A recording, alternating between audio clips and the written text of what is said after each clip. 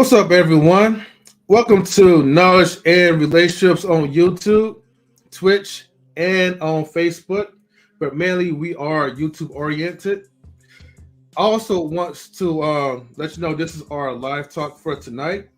And as you can see, I did make a mess up on that one, but it's okay. But I want to introduce you to our very own original passport brother, okay, King in Dreams. Salute to you, my brother. How you doing? Salute, man. What's going on? Thank you for having me. Nothing much, man. Thank you for being a part of our guest star for knowledge and relationships. And we're definitely gonna have like a blast on this conversation. So the main thing is I'm looking forward to getting to know you as a person, and also I'm looking forward to kind of get to know more about the passport movement. So one of the things I like to start off first, right? Before I bring my other co-host in, right? And I got you in the backstage, so But before we get to passport questions, all right, I always gotta start off by asking this one simple question. If you could tell us about yourself. Basically, like, who you are, and anything else that you like to share about your background. Yeah, absolutely.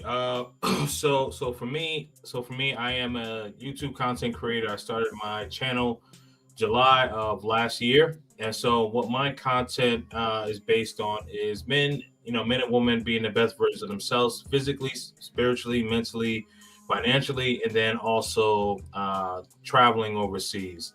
And one of the reasons why I wanted to start my channel is because in today's society in the West, there is a imbalance where there are a majority of the society of men right now are feminine, and then on the flip side, you have a lot of women that are masculine. And so, how do we come to a balance, if you will? How do we come to that balance and figure that out? And then not only that, but traveling overseas, there's so many countries in this world. There's about 196. So, explore the world and being able to see that. So, and educate yourself on the culture outside of the West, outside of North America. And those are things that are very important to me. Okay. And and that's good to like know because um it starts off by knowing like, okay, what are your core values, Hmm. as a man? Right. What's your expectations? Like, what do you really want out of life? You know what I mean? Yeah, Not a lot of absolutely. people take the time to think about this. Now, Right. before I continue, I'm gonna bring in my co-host, Mr. Stan Transformation. Salute, brother. Salute, Hey, man. greetings, my brothers. What's up? How's it Hmm. going? Doing pretty good. All right. Ready to start this show, set everything on fire. Right. Of course, definitely. Now, speaking of fire, I gotta give a fire shout out to Wally. Shout out to you, Wally. Thank you for being the first to tune in to comment. So Wale! appreciate it. All right. So from the first question, right? Based Yeah. off the answer, I think you kind of answer like one like the first like questions about what pretty much made you want to become a passport brother, because Hmm. it seemed like you seeing things in American culture and society that needs to change. But let me ask you this, folks. In addition, Hmm. like I know like that's probably like maybe the core, but like what was the if you could like imagine like the exact date of your breaking point where it Hmm. was like you had that feeling that I want to kind of travel out overseas, but what broke you to the point where it was like, all right, you know what? Now I'm about to take action. Well, see, the thing is that like, and I wouldn't necessarily say like that I was broken or I was driven to the point of traveling Mhm. overseas. So, Yeah. what a lot of people don't know is that I am of Caribbean descent. So I'm Jamaican. So I've had a passport since I was 3 years old. So I've been traveling all my life, right? And Mhm. so the thing is that like traveling wasn't like a newfound wave, if you will.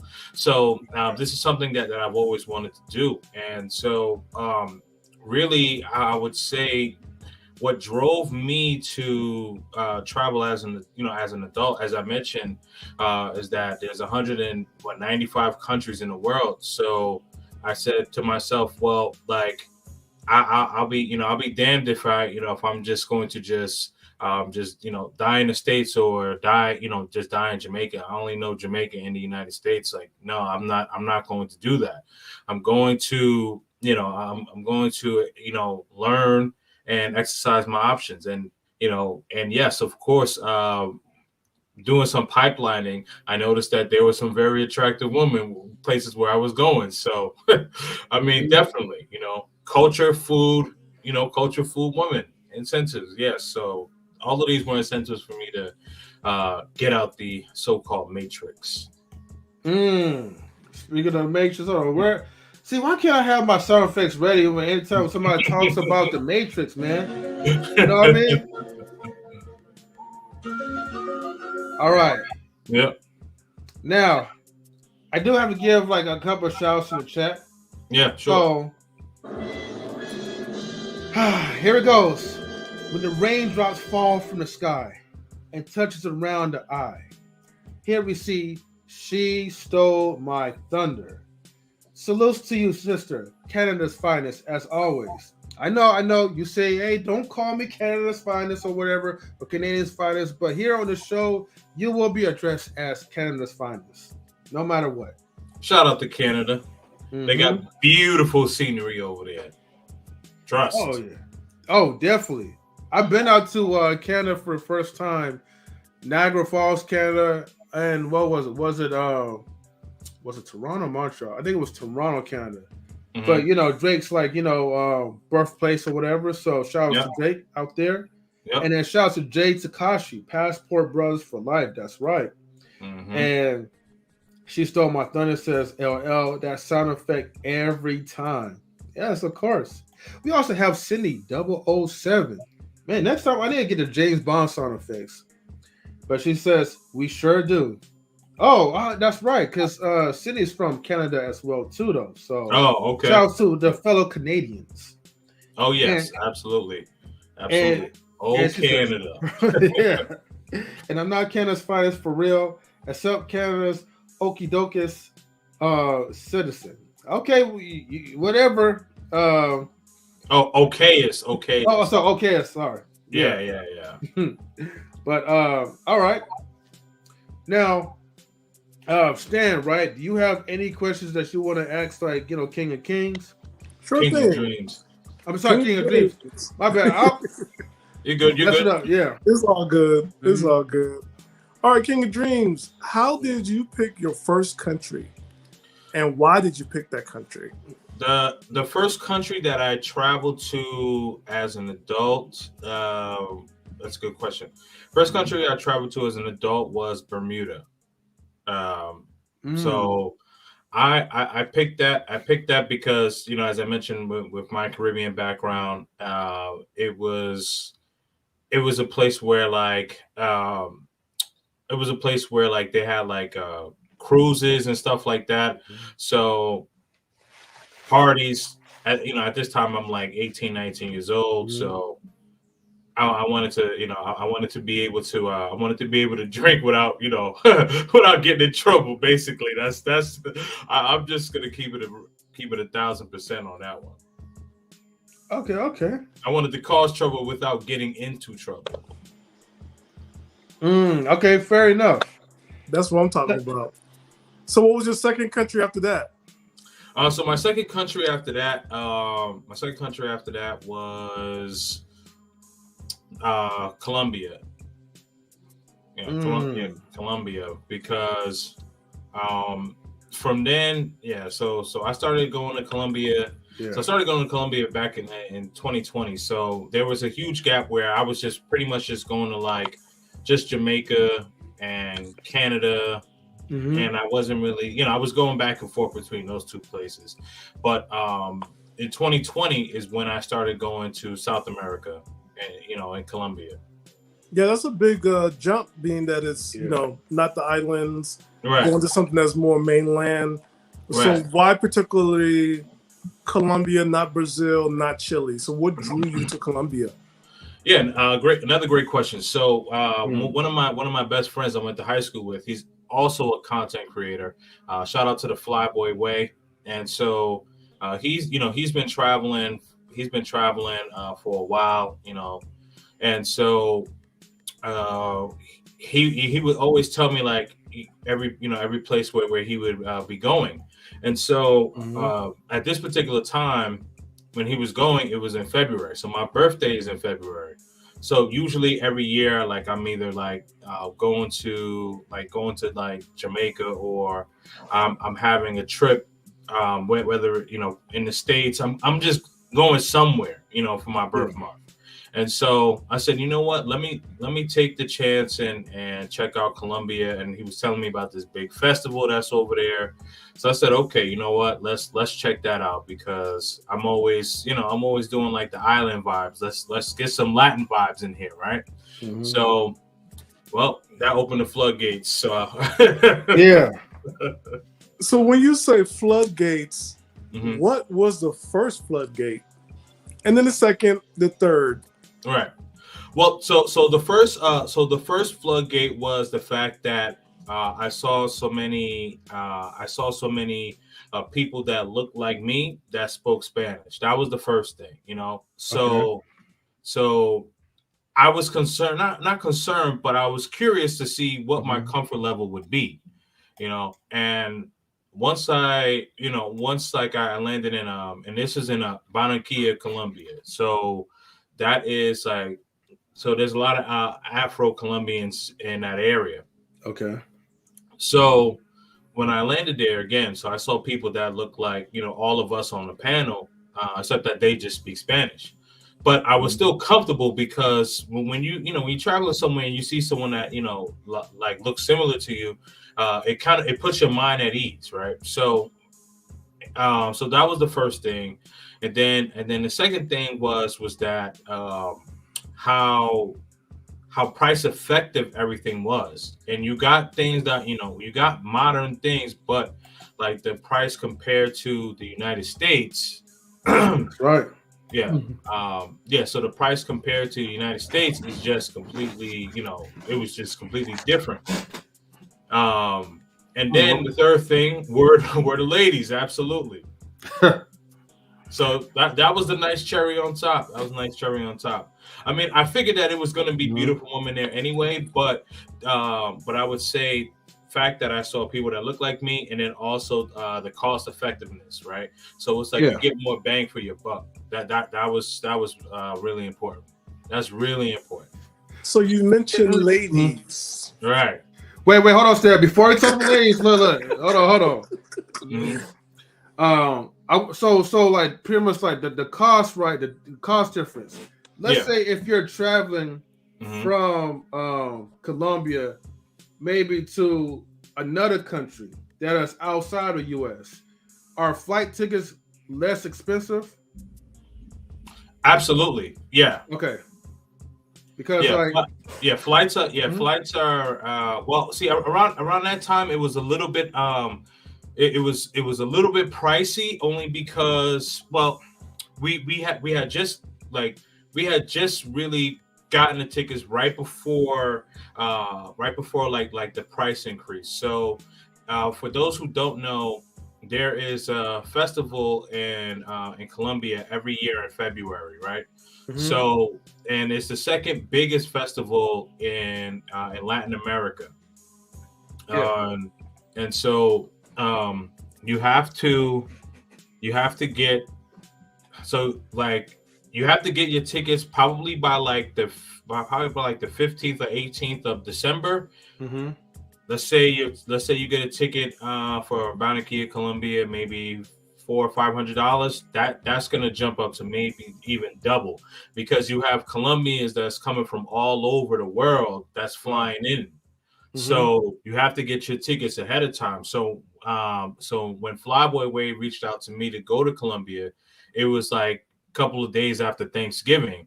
And so I was like, oh, so he was like, if you're going to do it, you got to do it at this certain time or it's going to be a big price increase. So I said, okay, cool. So we got the tickets, we're locked in, and I was pleasantly surprised. And it was a huge concert. I don't want to call it a concert. It was a huge festival. Rather. Sorry about that. No, you good. Festival. So definitely enjoyed myself. I'm sorry, Stan. You had a question Nebraska? about the ladies, right? Yes, but we have somebody else who's jumped in right now. Okay, so yeah. I don't want to be rude and I want to introduce everybody to the Intellectual Soapbox, aka Mr. Best of the World. What's up, my brother? What's going on? I don't know what you doing. That's my thing. I do introductions. You don't do introductions. I do you just came in. I gotta show you respect, Godfather. No, I'm joking. I'm messing with you. You're the Godfather. I gotta show you respect. I'm messing with you. I'm messing with you, Stan. You know I love you, Stan. I'm messing with you. Hey, don't pay Stan on everybody. He got excited when he was talking about the Colombian women. So. Oh no, it's all good. It's all good. What's good, y'all? What's good? I'm listening to y'all. But go ahead. I'm listening. No problem. I'm going on mute. I'm listening. All right. All right, Stan. I know you want to talk about the women, so go ahead. Ask them about the Colombian ladies. So, in the words of the mighty Usher, how do I say hello? I just want to talk to you. How do I say you're beautiful? Oh God! Wow. Like, how did you get the language barrier? Do they speak English? Do you have to learn Spanish? Damn, that's all I was going to ask him too. So it's interesting. So growing up in Brooklyn, New York, like where the part of Brooklyn where I lived at was Flatbush Ave. So either you were from the West Indies or you were either when it comes to the Latin woman, you're either Puerto Rican or Dominican. You had some Cubans there, but you were predominantly Puerto Rican and Dominican. So tú hablas español? Sí. Está bien. So, ¿cómo se dice? Is it the same Spanish or dialect in Colombia? So the dialects are a little bit different because I would say and I don't want to disrespect my Puerto Ricans or Dominicans, but they have rapid Spanish. It's a little so Colombian Spanish is more proper, if you will. Kind of like Duolingo style, right? Yeah, so Dominican, Puerto Ricans, so some of the stuff like they'll say it's a little bit like on the slang side, So with the Colombian, their Spanish is straight. Not to say Colombians don't have their own slang, but it's like it's kind of like in the Caribbean, like each island has their own, their own way of speaking. Like in Jamaica, we speak Jamaican patois, but somebody from, let's say like a Trinidadian, they have their own way of speaking, patois and things like that. So it's just kind of like that. But anyway. So when you used your Spanish on them, how was it? So what did you say? What did I say to what? To the Colombian woman, because you speak a little bit of Spanish. Oh yeah, so I mean, you all you do is just you just say hola, cómo te va, cómo se llama, you know what I mean, and you just get into it, you know what I mean, so basically all I said was how are you, what is your name, and you just have a regular conversation and you just let everything flow. You didn't pull out the old trick. Which one? The old trick that you're a visitor. ¿Cómo se dice? ¿Cómo se dice es? ¿Cómo se dice yo? ¿Cómo se dice? Well, they already know. Well, they already know. So they already know. So so they So I just say soy americano, soy americano, in Barranquilla, in Dos Semanas when I was pipelining, and Yes. so what I said was that I'm Jamaican, I'm going to Barranquilla, and I'll be there in 2 weeks. So you met them online first, or did you meet? Oh yeah, I pipeline online. Ah, yeah. So how do you do it in person? Because I'm not an online person. I like to meet women in person. That's me. Mm-hmm. So in person, I mean, you just approach them the same way. Like, but the thing is that in Colombia, like a lot of not even just the woman, but just people in general are very friendly and they they're eager to help you. And so like it's they're not going to be standoffish. So like let's say let's say you are at a store or something and you see a woman that you're attracted to and you approach her and you say hi, like she's gonna say hi, like she's not gonna like give you that look of like who are you, why are you talking to me, or whatever, and stuff like that. Now I will say that usually how like Colombians get connected is usually like your friend. So like the cold approach is a little bit different, but like they're not going to walk away from you or anything like that. Like they're not. I'm sure there was like a lot of store owners that like, I have a daughter or a niece I want you to talk to, so you could come into the family. Well, yeah, I mean, yeah. That sounds like the Godfather song, but no, so let's just say, all right, let's say like let's say you're Colombian, right, and and so like I'm there, I meet you, we end up becoming cool, and and so like we go out, we get a couple of beers, and Maribel and Cynthia and Isamar, they end up stopping by. You know them, you introduce them, you say, mi amigo, mi amigo Kings and Dreams, and or mi hermano, right? And so like that's the introduction. Now whatever happens from there, that's on me, but that's kind of like a warm approach. What I'm saying is that they're used to a warm approach. So when you approach a woman with the cold approach, I mean, just still be nice, but like just don't do like Europe or Ayo Shode. Like, no, that's not gonna work. It's not gonna work over there. So no, like hey, like como se llama, like bonita, something like that. Say just say muy bonita, mucho gusto, ¿Cómo se llama? Me llama Teresa. Oh, Teresa, mucho gusto. Nice to meet you, Yeah. So, like, as a black man going to that place, like, how did it feel, like, one, to genuinely connect with people, and then two, not being this mythical boogeyman? You know what? That's a great question. It felt great. Like I wasn't looked at like you black, right? Yes, I do. You know what I mean? In the States, like that's, you know what I mean? Like that's how like sometimes like you walk into a place, or you know what I mean? And it's like you just feel the eyes on you. Like there, I didn't feel the eyes on me. Like I felt comfortable everywhere. You know what I mean? And yeah. And you might tell people exactly what that meant by being the mythical boogeyman, real quick. So other people that's listening, like what Stanley's talking about, like for black men, no matter where we, I was gonna say basically what he's saying, like pretty much no matter where you go, there's always gonna be that stereotype of how black people supposed to be truly are. So I think people kind of get the hint as far as like the mythical boogeyman, Mm-hmm. Yeah, but we also get it from black women. Like no matter where you go here in the States, it's like, oh my God, he's going to, he's gonna rob me, or he's gonna act the fool, like the Ludacris song and all that great stuff. Yeah. Yeah. No, none of that.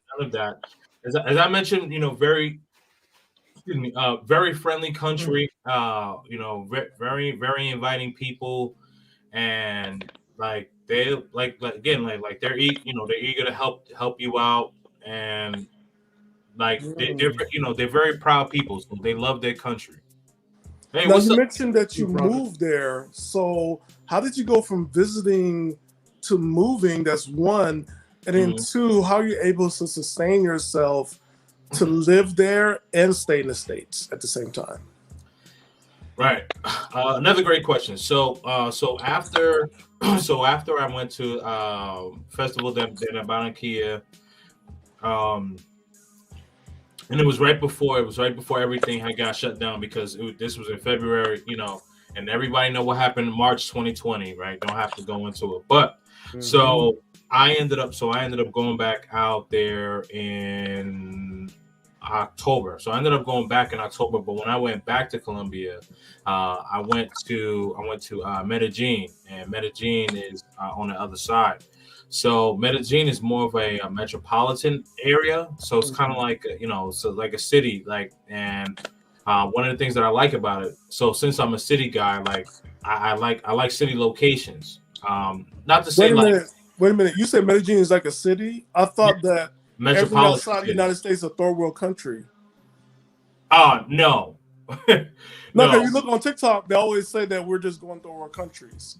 Take advantage of people from third world countries. So you say Medellin is a city, like, and you're from New York. Is it a city like New York, or is it like, yeah, absolutely. Have a subway and everything? Yep, they actually, yes. So wow. that's the only city. So that's the only city in the country of Colombia that has a subway. So yeah, it's a very Medellin is a very affluent city. So there was a show on Netflix. I'm not going to say the name, but it's very different from what you guys have seen on that show.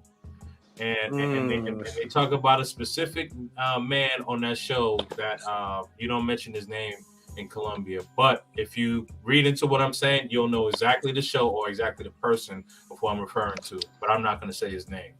Okay, got you. And back in the 80s and 90s, you'll know who I'm talking about. Okay, we'll look into that. Now there's a content creator named Felix Fearless that he's like kind of like a dating coach advisor, and he lives in Medellin, Colombia. So right, it's interesting that you guys like brought that city up, because I didn't really pay much attention to it, but I know that the city where he's living at, like it looks nice, like especially like when it's dark and like you got the cities and everything's like lining up in the sky. Oh yeah, it's like a city that, man, if I could just like travel out there with a passport, bro, and to check it out, I think that would be like worth spending a week over there. Oh, absolutely, man. First of all, like one of the reasons why like I fell in love with Medellin, just kind of going back to your point, Stan, is that so when I first went out there, I love the infrastructure. I love the fact that it has a city vibe. It's very modern. So like malls, restaurants, museums, all of these places that we have here in the States, and some of the malls are even better than some of the malls that we have here, in the States. Oh, wow. Yeah. So they restaurants and all of these places, and being from the city, the subway is actually clean, because anybody that's been in New York City, that subway, man, them rats and those pigeons are no joke. Yeah, no, they look like not. Pokemon. That's those rats are like the size of like Rottweilers, man. Oh my god, no. So how did you make the move? Like, what made you decide to be a resident? Like, to make the move? Like, hey, I'm going to come here more. What made me decide to make the move? So what made me decide to make the move was that once I fell in love with the place, like. I started going there like 6 to 8 times a month, and so a year, 6 to 8 times a year, and so I'm sorry, I'm just laughing on a comment, but yeah, so I started going there 6 to 8 times a year, and I've said, okay, well, if I'm going to be traveling this much when I'm not there, like, how can I turn a profit, right? So, so the apartment of like where like I would get for an Airbnb, I knew the owner, so I said, okay, this is what I'm going to do. I want to rent an apartment there, and I want to rent it, so I want to rent it for a full year. So we agreed on the apartment, and so the apartment that I got there is a 2-bedroom, 2 master bedroom, two full bathrooms, full kitchen, living room, dining room, balcony, and also a jacuzzi. Okay. And so I pay $750 a month for that apartment. And so when I'm not there, I rent it out. How much do you think that apartment costs here in the US? In New York City or like in New York City, we talking probably got to be like 3,000, maybe even a little bit more. But yeah. Because you said 2 master bedrooms. Not one. Yeah. And they both have their own bathrooms inside? Own bathrooms. Yeah. That had to be at least 5,000 right there. Look, it's 5,000 or more just to even live in the studio in San Francisco. Wow. So yeah, shoot, I'm probably undercutting myself here. So well, I know Frisco is super expensive. So yeah, so if this was like New York or San Francisco, Los Angeles, you're definitely talking 5,000-6,000. Absolutely. Does it come with his own cleaning service, like on his own maids, or? Yeah, so I have a maid that comes through and cleans, and so she cleans. Well, depending on how many guests I get that month, but like I give her anywhere between like $30 to $50 a month. Wait. 30. Yeah. I'm sorry. I'm sorry. I have to go resynthesize my thinking because I'm thinking about American people, but out there, that's probably like a lot of bread already as it is. Well, yeah. I mean, and the thing is that it's consistent. It's consistent because we all do, sister. We all need a maid in the States, but they go charge you an arm and a leg here. But yeah, so it's consistent. So like let's just say like even like if I have a slow month, like I'm still gonna give her an extra amount or whatever. So like it's consistent, so she knows like I'll always take care of her. I don't have slow months, but I'm just saying like let's just say like for a month maybe I get maybe 4 or 5 guests, as opposed to normally I get anywhere between like 8 to 12. Mm-hmm. And question, and then so like, how does like the maid like confirms that like everything's put well together, everything's nice and clean? Do she just send like pictures or? Yeah, you have some type of cameras. Yes, yeah. Excuse me. I have cameras set up. And then also like she'll send me pictures or like I'll be talking to her, after everything is done, and she'll show me a video. Okay. Yeah. Okay. Oh, that's good. Yeah. That's dope. So you got an Airbnb set up, and what else you done to set up for yourself to have the money to go back and forth? So you're going like 8 times a month.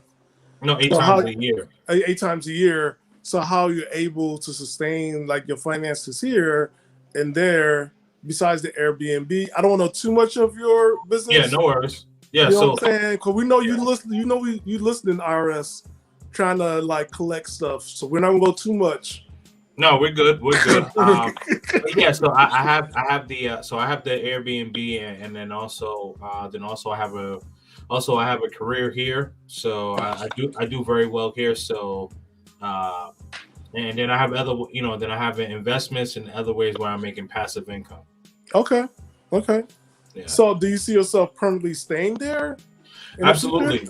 Absolutely, maybe not in Medellin, just because there's a lot of things that's been going on in that city that I'm not too thrilled with, but relocating to Colombia, yes, and I'm probably going to do that in 10 years. The reason why I haven't done it yet is because I have a young son, and so that's one of the reasons why I have not relocated yet. So yeah, so like how they have, how like people call themselves like an expat, my peers, and so they call me a half pat because like I'm traveling half the time, but I can't do it as much as because I have a young son. So and are you teaching him the way of the? Are you teaching him the way of the passports? I'm sorry, what was that? Are you teaching him the way of the passport? Oh, soon. Yeah, he's 8. He's 8, but yes. You started at 3. Huh? You started at 3. Yes, you're right about that. But you're absolutely right about that. Yeah. So, but yeah, next year. Oh yeah, it's a go. It's a go. Okay. So, go ahead. I'm sorry. Go ahead. Well, I was going to ask King of Dreams. Okay, before we continue, like with more like passport questions, and like I said, I'm loving it, but I want to ask you now, what made you get into social media, which is like YouTube, Instagram? Like, what made you become a content creator? Because I know you also have other connections. And on a side note too, I think when I don't remember when I first met you, but when I first saw your live streams, I also noticed that you had like Mr. Lucario as well too. And I don't know if he's a passport brother himself or what. No, but I saw him a couple of times on your show, so I was like, oh.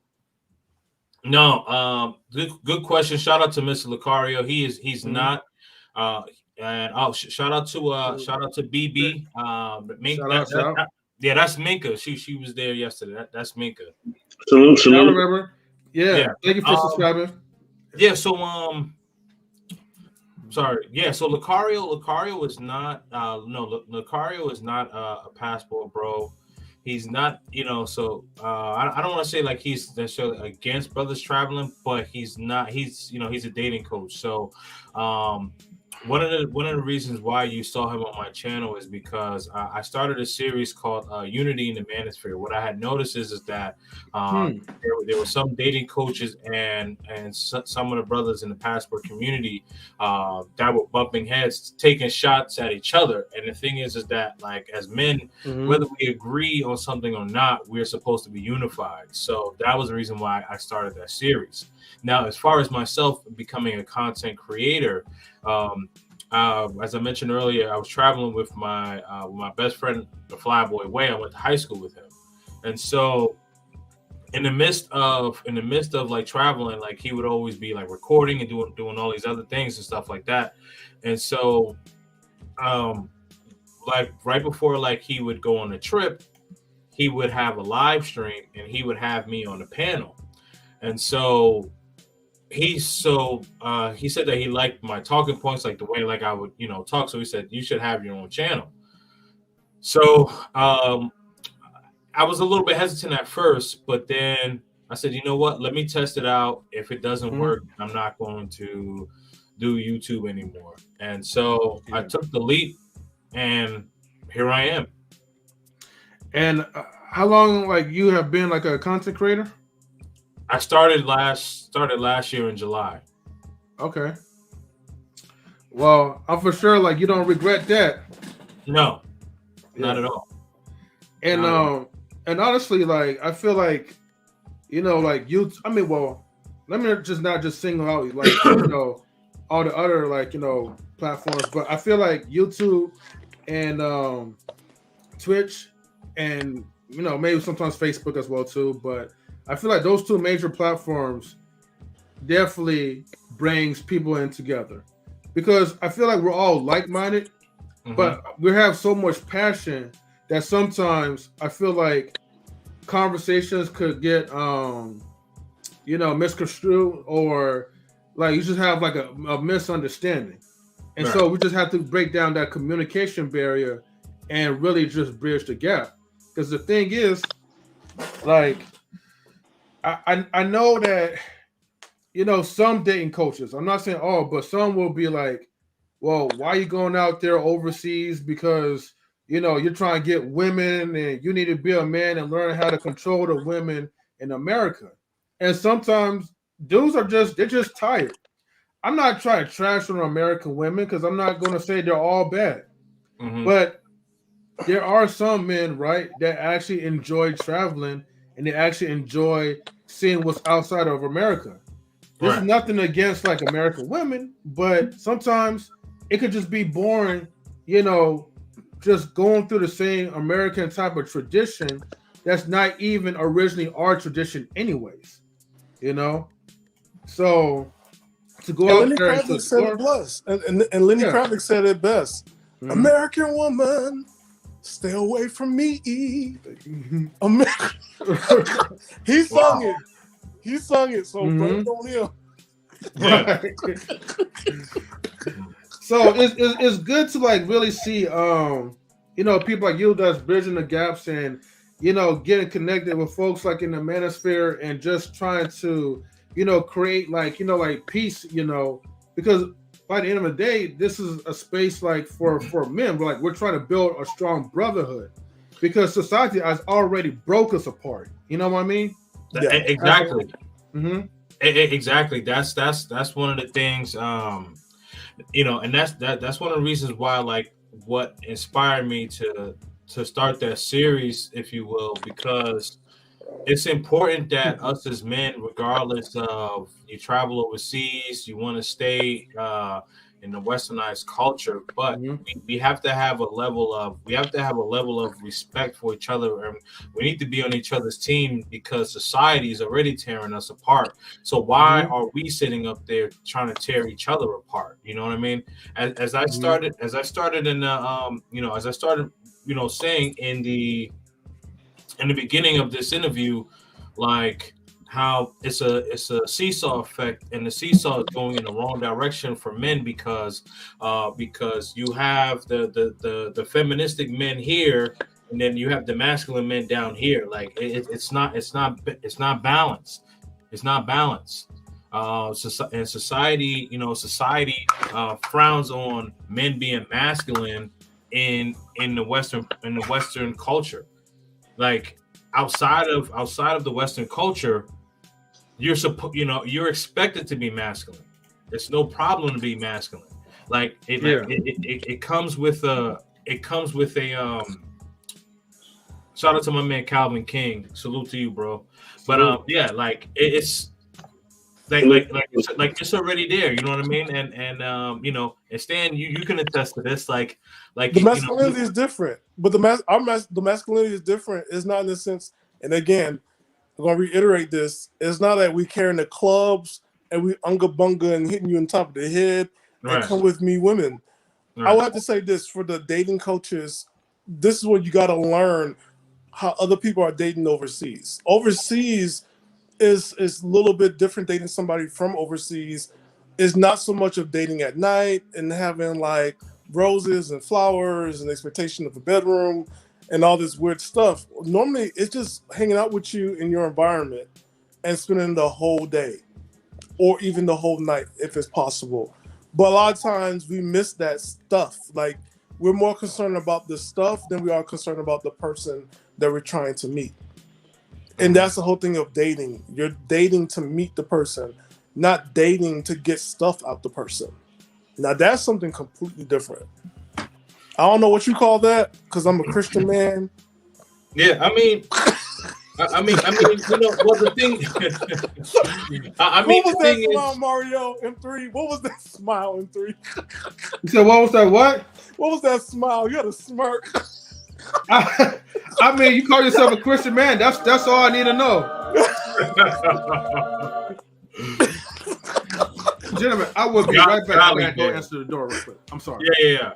No, I think it's important. You know, I think it's important that you know that is like that's being pointed out, right? Because we as we as men, we just know, like, as I mentioned, like we are expected to be that masculine male overseas. So here, when it's like when we go into our role, and I'm not gonna say all, but there's that pushback, there's that complication of like, oh, I can lead sometimes and you could lead sometimes. Like, no, it doesn't work like that. Like, there's not, there's not two CEOs. There's not, like, you know what I mean? That it doesn't work like that. It doesn't work like that.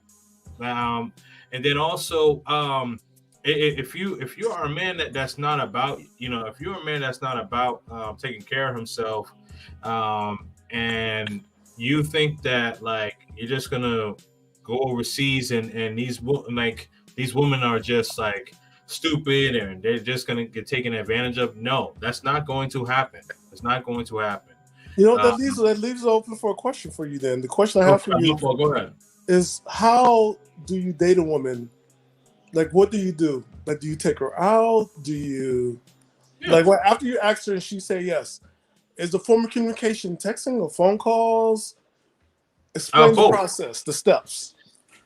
Yeah, I mean, it's typical. It's typical communication. Like you. No, not mine. You gotta put your best foot forward. So I want you to take off the glasses, look into the camera, and get the ladies hot and steamy.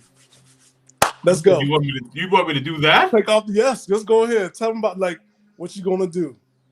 Come on. You gotta put the Mac on. You're from New York. Listen, man. And you Jamaican. Oh yeah, well, come on, man. Take out the glasses. You're from New York, Jamaican. Put that patois. Let the ladies know. Listen, man. Listen. Me, I tell a guy, listen, guy, y'all looking nice, So listen, so this what me I do, we all get something to eat and thing, and we have a whole, a smooth vibe, because no wicked vibe, but a vibe have to be smooth. And when you talk to the girl, you make sure that you look upon the eye, and then you make sure that you tell her, my baby girl, listen, you give her a time, you let her know when you're forward to she yard, and then go to her house, and then when you pick she up, you go to the restaurant and thing like that. You get a nice meal and nice conversation, and then you build upon things, and make her laugh and all that, And then the vibes is wicked now. No, but suppose she get a phone call. Like, what do I do when she get a phone call and I feel like I'm being disrespected? Oh no, we're not doing that. We not do that. We don't do that. Me don't show no anger. Me don't show no disappointment. No, because dog, you can't show disappointment, especially nowadays. You have to, because the thing is, when you are show you're vexed, I mean, you show feeling and you show emotion. So you have to be a man upon abundance. You see it. You have to be a man upon abundance. So so she left and go for the next man. A next girl will come. Come on, man. So don't act like a Puerto Rican. Don't act like Puerto Rican. No, man, this is how you have to move, dog. You can be very smooth, collected. Yeah, man. You have to, you have to keep a balance of yourself, dog. Okay. 1, 2, 3. Do I take her home? How do I keep her up at night? Yeah, man. Going to the bedroom. How do I do that? Huh? How do I keep her up? Like keep her like alive, and not to take her home right away. How do I keep her up? What do you mean? Make her want to spend more time. Make her spend more time with me at night. Okay, so all right, you confusing me because you said that another guy called. No. If another guy called, don't be vexed, right? If she get text message, she's gonna stay. So how do I keep her active? How do I make sure she don't leave? Make sure she's not bored. Wait a minute, yeah, but if she get a call from another guy, why? Like, no, dog, I'm out. We on a date. You get a call from a guy and you pick up the phone. But suppose it's her cousin. Nah, brother. No, you end the day right there. You end the day right there. What y'all talk, boy? Hold on, Stat. I'll leave for 5 minutes. You talking about this tomfoolery? Come on, bro. Major L for you. You know better. Especially the king with bags. Well, losing bags. Look, Everybody. Oh, he was putting the Mac down. He was like, he was giving me the code. I'm taking notes. Yeah, but there's some things, man, and it's simple common sense, man. See, the thing is, the dating etiquette. If a woman is answering her phone, I don't even care if it's her mother, her other children or whatever. You don't answer the call when you are on a date. I don't even care if it's an emergency. You better be like, look, I gotta go, Tinko, use the bathroom or something. But when you're on a date with me, okay, you need to respect me, especially because here's the thing: if it was us, right? It was us answer the phone call to our mothers or dads or whoever, then we're gonna be like, oh, who the hell he think he is? They'll be ready to check us in a minute. Right. And then we'll be labeled as misogynistic because all the emotions will be like, sorry, that's the wrong one. All the emotions will flare up and it'll be like, you hurt me and all that. So no, we're not doing that. We're setting expectations and standards for ourselves. Absolutely. So listen, if you missed it out. You missed out because we went right back to Islander mode. And we set down the scene. He told ladies what to expect, what was going to happen. Hold on. It's that damn McDonald's food, bro. And Miss Kansas City was loving it. Miss Kansas, where you at? I've been quiet this whole time. I ain't really saying that. I know you're listening. New York. Well, boy. I will say this, right? Yes, sir. I think, my thing is that whatever you do within a date, as long as it's done with respect, it doesn't really matter. So like, if somebody receives a phone call, it could be me. I could receive a phone call. It could be a business call. It could be a personal call. There's a proper etiquette that I can take while I'm on this date. So if I receive a call and it's actually my parents, and they're actually older, I can say, hey, this is my mom, you're actually calling me right now, I need to step away for a moment. And I would allow her to do the same thing if it was her parent. If it's just like just regular call or whatever, then that I believe can wait. You know what I'm saying? So I'm not gonna trip. Either way, as long as it's done in a way where I feel like, I know that she's being respectful. Like, that's all that matters. And then I'm gonna give her the same type of energy. So, you know what I mean? Like, it ain't really a big deal, man. You know what I'm saying? Like, it ain't really a big deal. Like, as long that, like, that's small fries. You know what I'm saying? There's other stuff that's gonna go on as you're getting to know somebody that's gonna be way bigger than that shit. So, realistically, I'm sorry. Go ahead.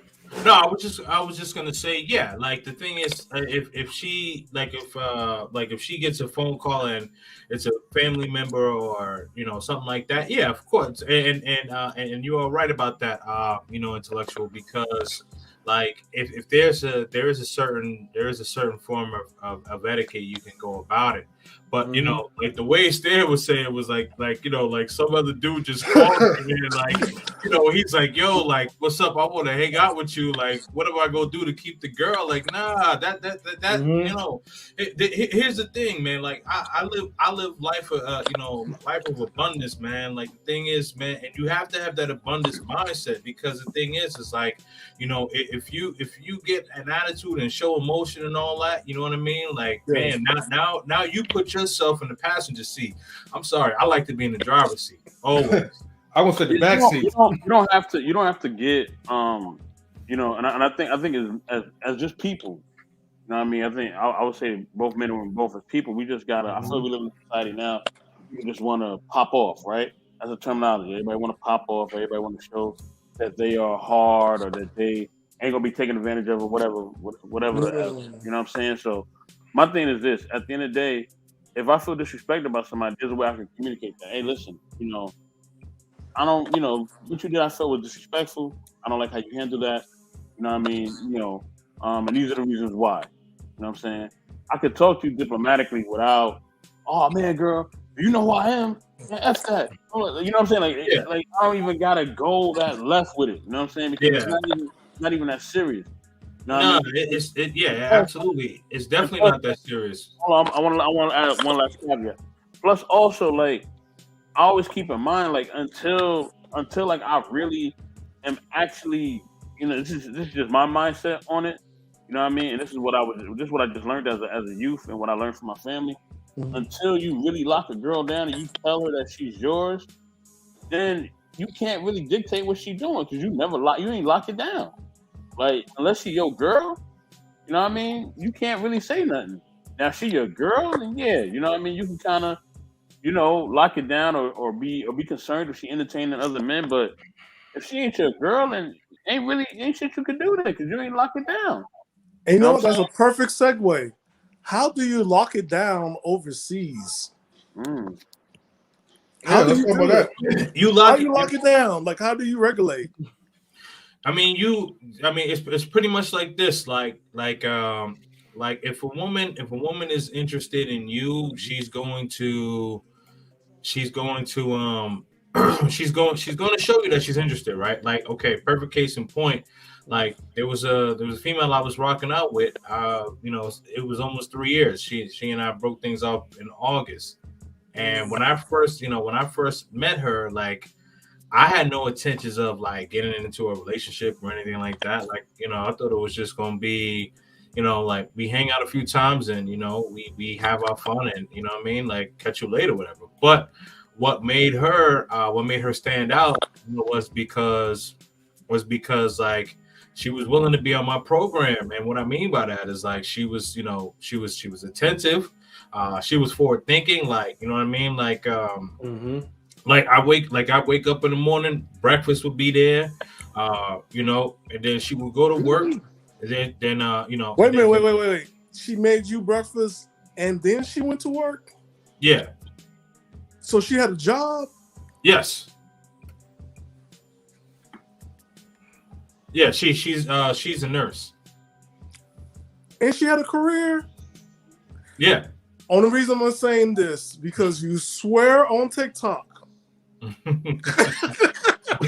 already know where you're going with it, but yeah. No, because seriously, because I see it on my feed 50 times today, especially the Asian American chick.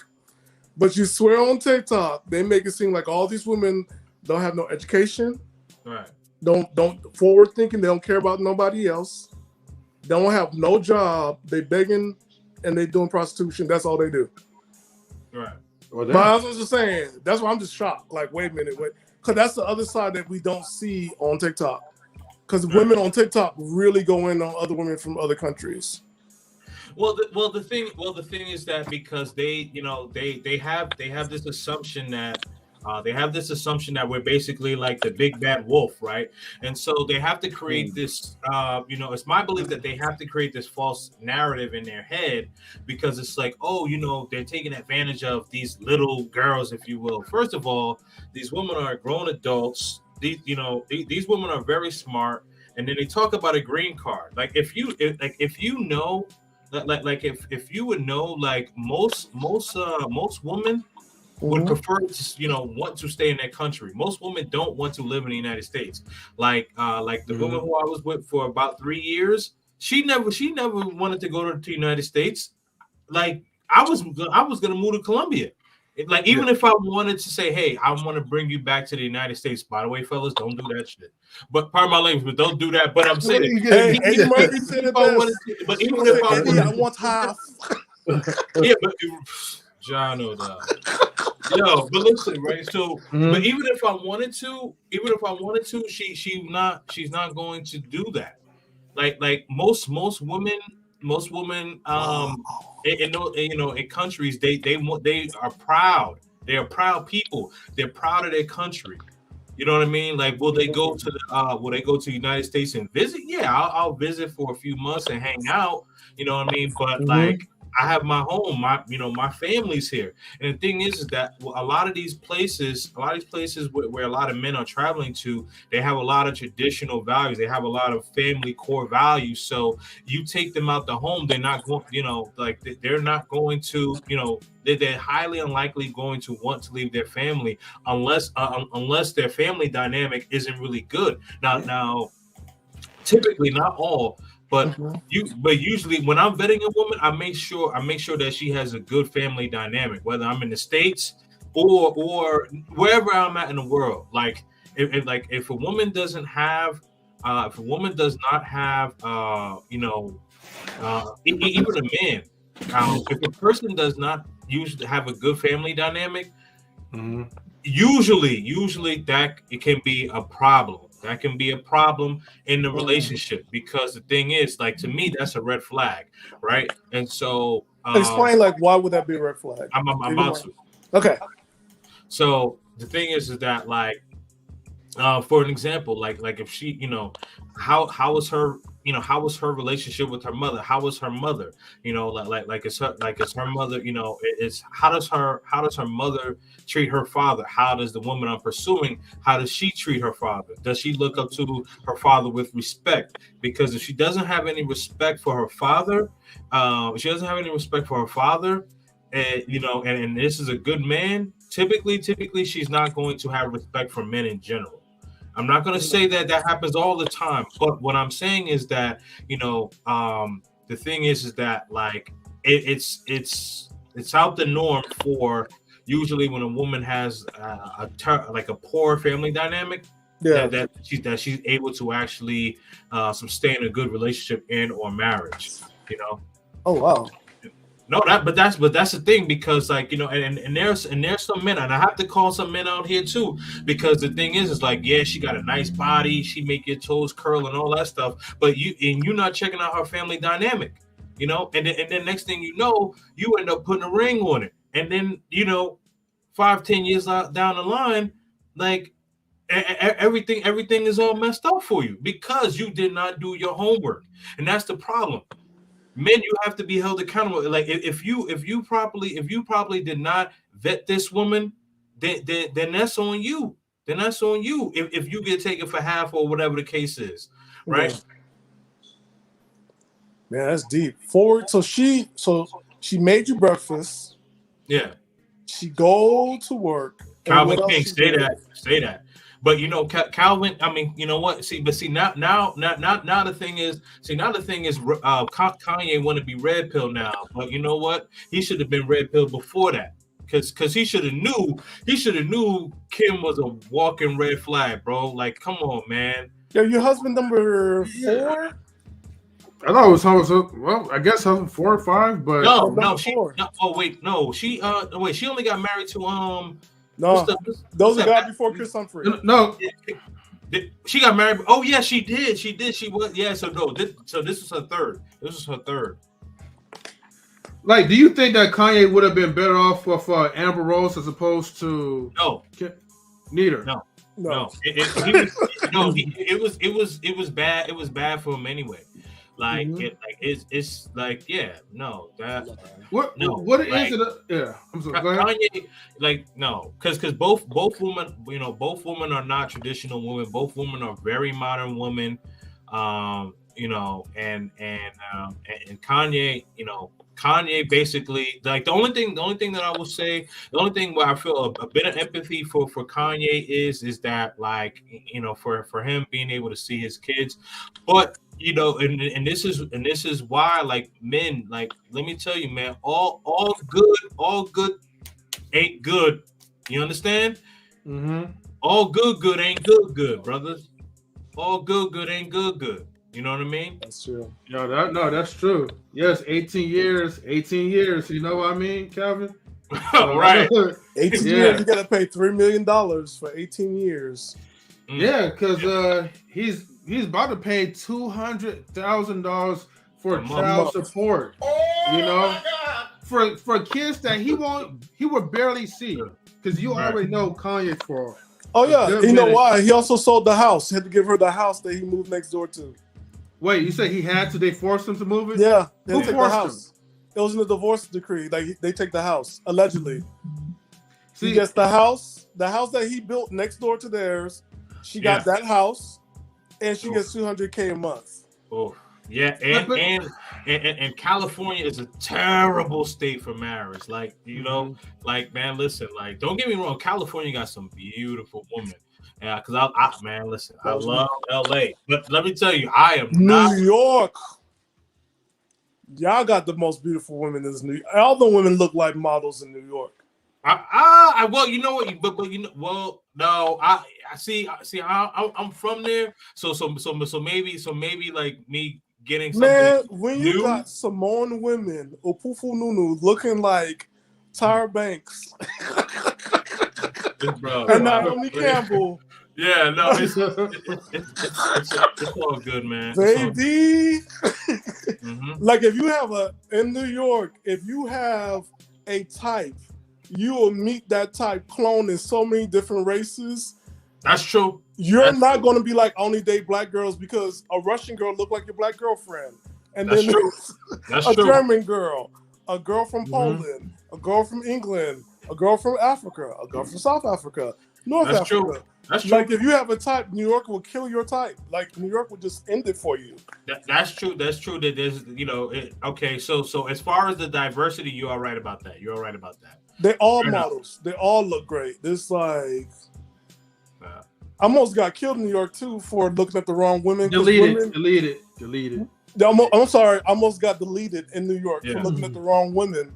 Yeah. Because women in New York know how to cheat in front of their man.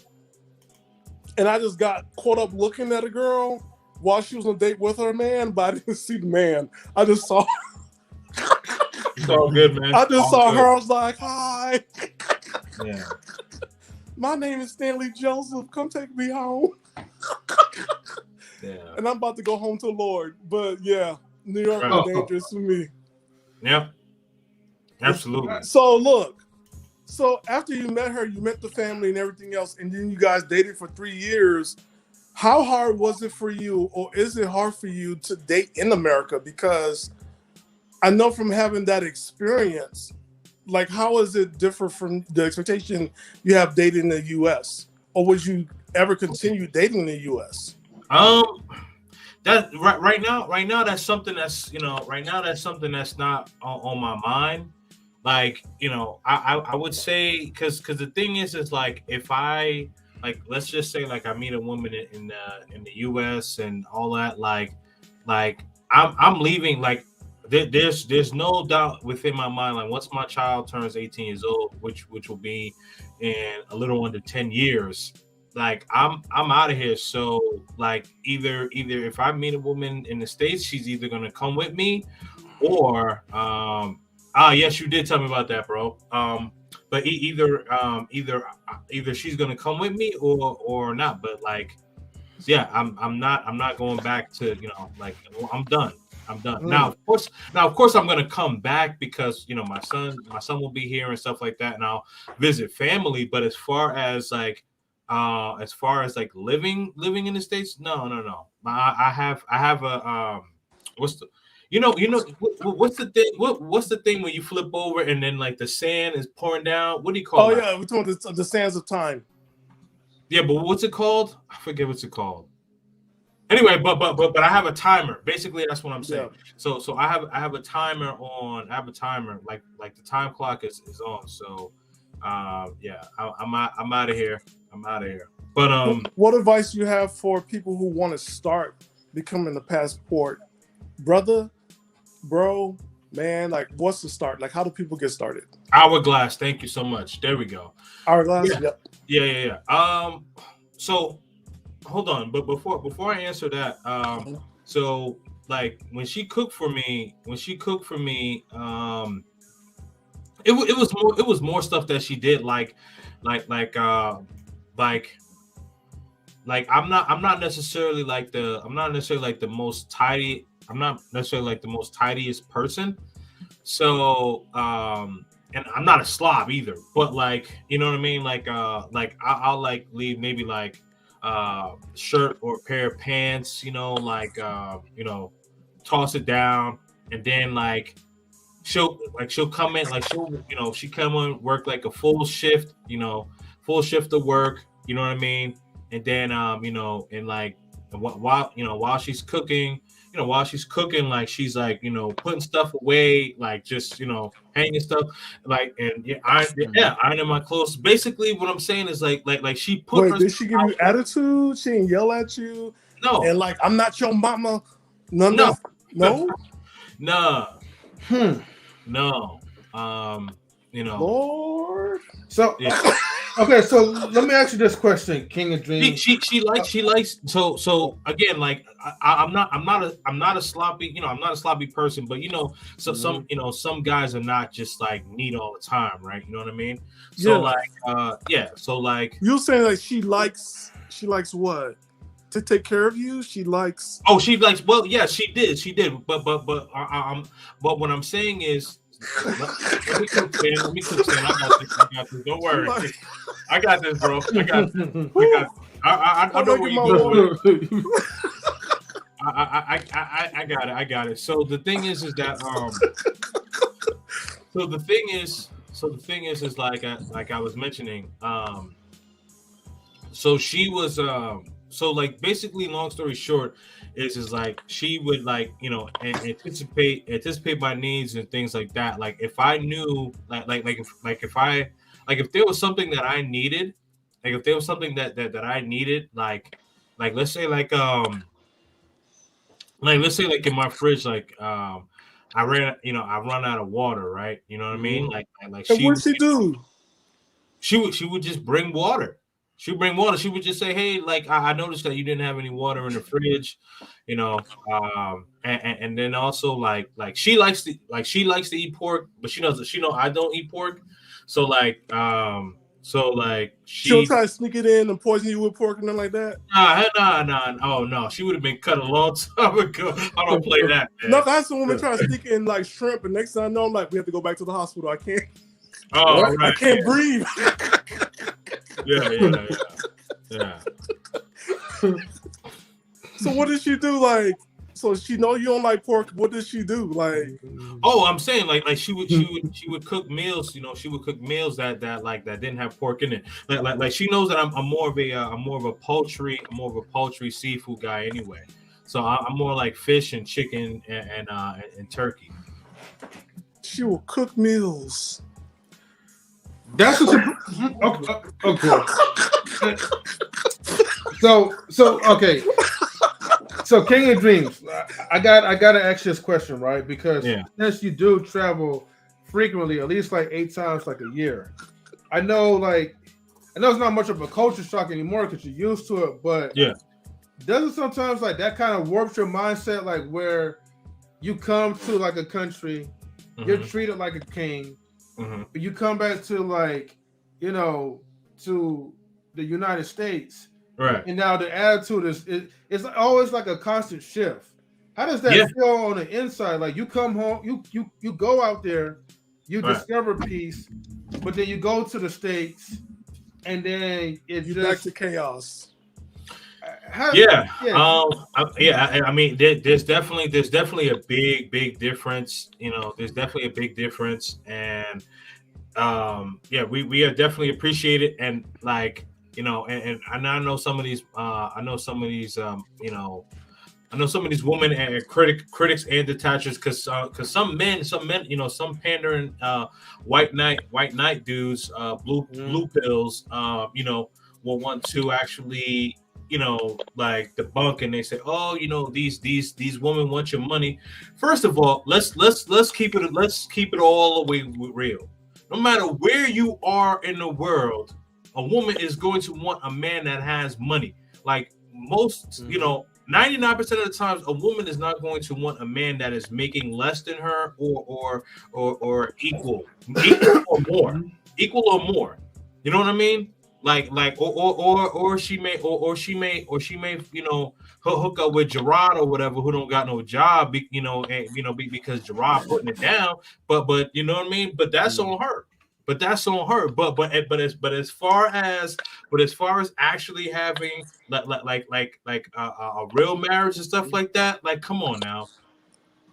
Yeah, I'm still stuck that she bought you water. I'm trying to hold myself up so I don't pass out. It's not like she just only bought me water. Yeah. She pick up after you. She not angry. She not cussing you out. She's fixing meals. She happy to see you. She happy she got a man. I swear in the States, it's like you just even breathing. I'm not even your man. You mad at me. Right. Yeah. Well, and also, yeah.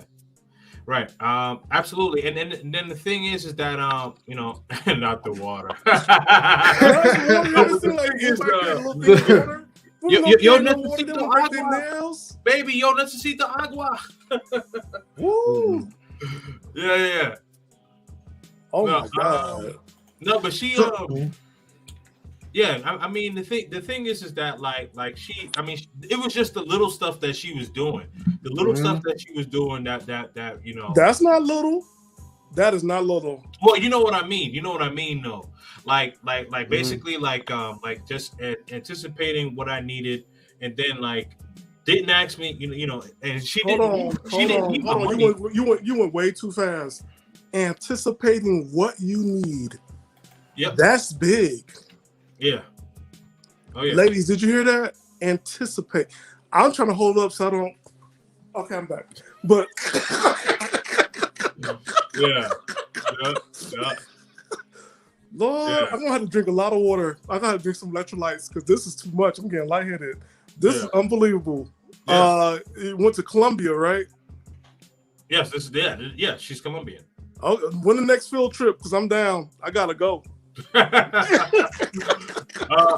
probably I'm probably gonna make a pit stop in January, but I'm only gonna go for a quick weekend.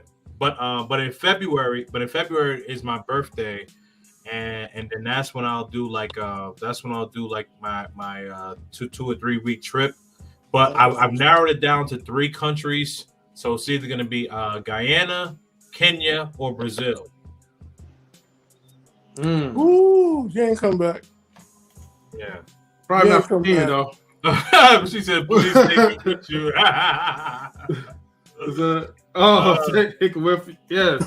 Well, hold on. Well, you take Stan with him. I don't think Stan's going to come back, though. Oh, I ain't come back. We might have to take that flight to bring him back because, hey, man, you still got work here, you know.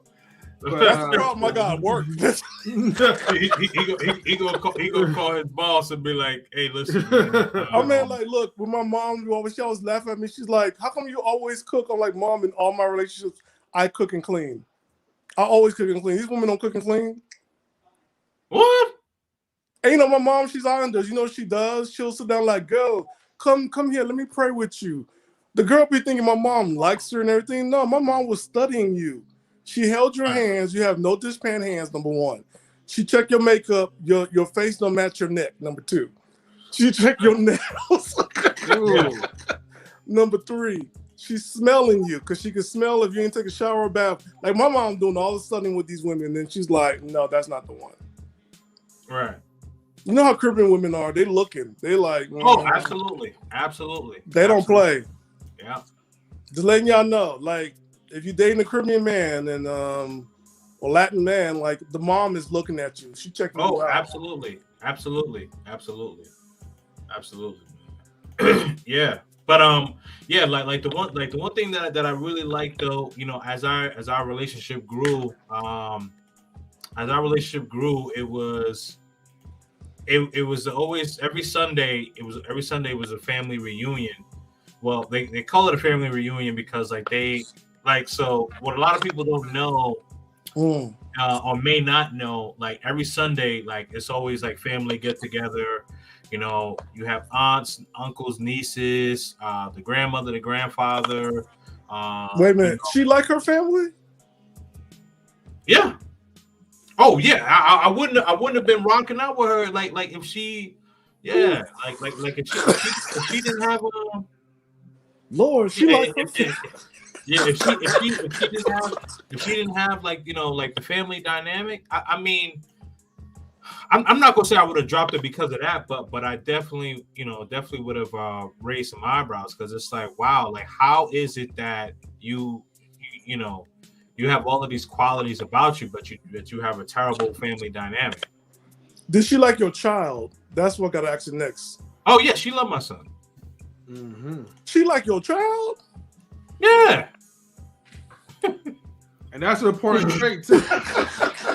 Okay, gentlemen, real quick, I want to give a warm welcome to Miss Nebraska. I told you I'm a woman of my word. I know you are, right? And like I said, like as beautiful as always, you need to cam up more, and I'm happy that you're up here, cam up, looking at beautiful afro and all that. So what's thank up, you, Miss Nebraska? for that. What's up? What's up? How you doing, Miss What's Nebraska? up, How you doing, Stan? sister? What's up, King and Dream? Stan, you been clowning all day. Oh no, you got to join me tomorrow night because we're gonna talk about this, like why women don't like passport bros. Cause Lord, I'm not passing out. I'm heating up. Man, this is to answer your question, I've never met no woman like this. All the women I met is like, here, Stanley, take care of everything. That's what I meant my whole Man, life. what kind of women you be running into in the States? Alpha Man, he be females. running to the you said alpha? Alpha the rich, females. the rich kind. Stan, Yeah. I'm not even gonna bring the story up because I know that's not, it's not your interview. We'll bring it but, up tomorrow night. Right. But But yeah, the alpha females, that's what I normally date. But like this stuff he's talking about. Woo! And she like his kid. Yep. Well, big up to you, Kings. Thank you so much. Kings and Dreams. Doing the doggone thing. Yeah. I am interested in like buying property overseas. But I don't know where to start. I do want to like visit some countries in Africa. Okay. And buy up some property.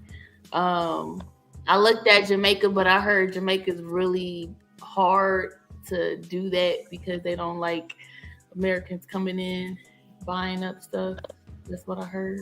I'm not sure. Yeah, I mean, you can do it, but it is a challenge. It's better to, like, if you have like boots on the ground, like someone like that, like that is a resident, out there, then it's the transition will go a lot smoother. Now let me ask you, Miss Nebraska. Now you mentioned some countries in Africa. Like, is that how do I want to ask this? Okay, so is that because of, like, have you been to Africa before, or is that just something? I need to visit some countries in Africa so I can, see where exactly I would want to buy property at, or okay. What places have you been to that you like?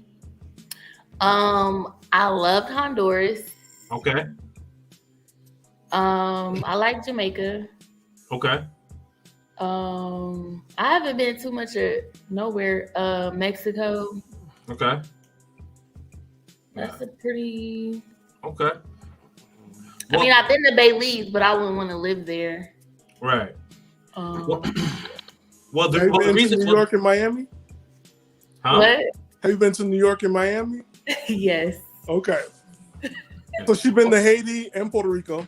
You're funny. See, this is gonna be my next goal to try to travel out to Miami, though. I definitely want to check out Miami for sure. Yeah, no doubt, man. But the reason I was asking you, Miss Nebraska, is because like are you looking to like purchase property, like are you trying to turn this into a business, or is this like a place like where you would live?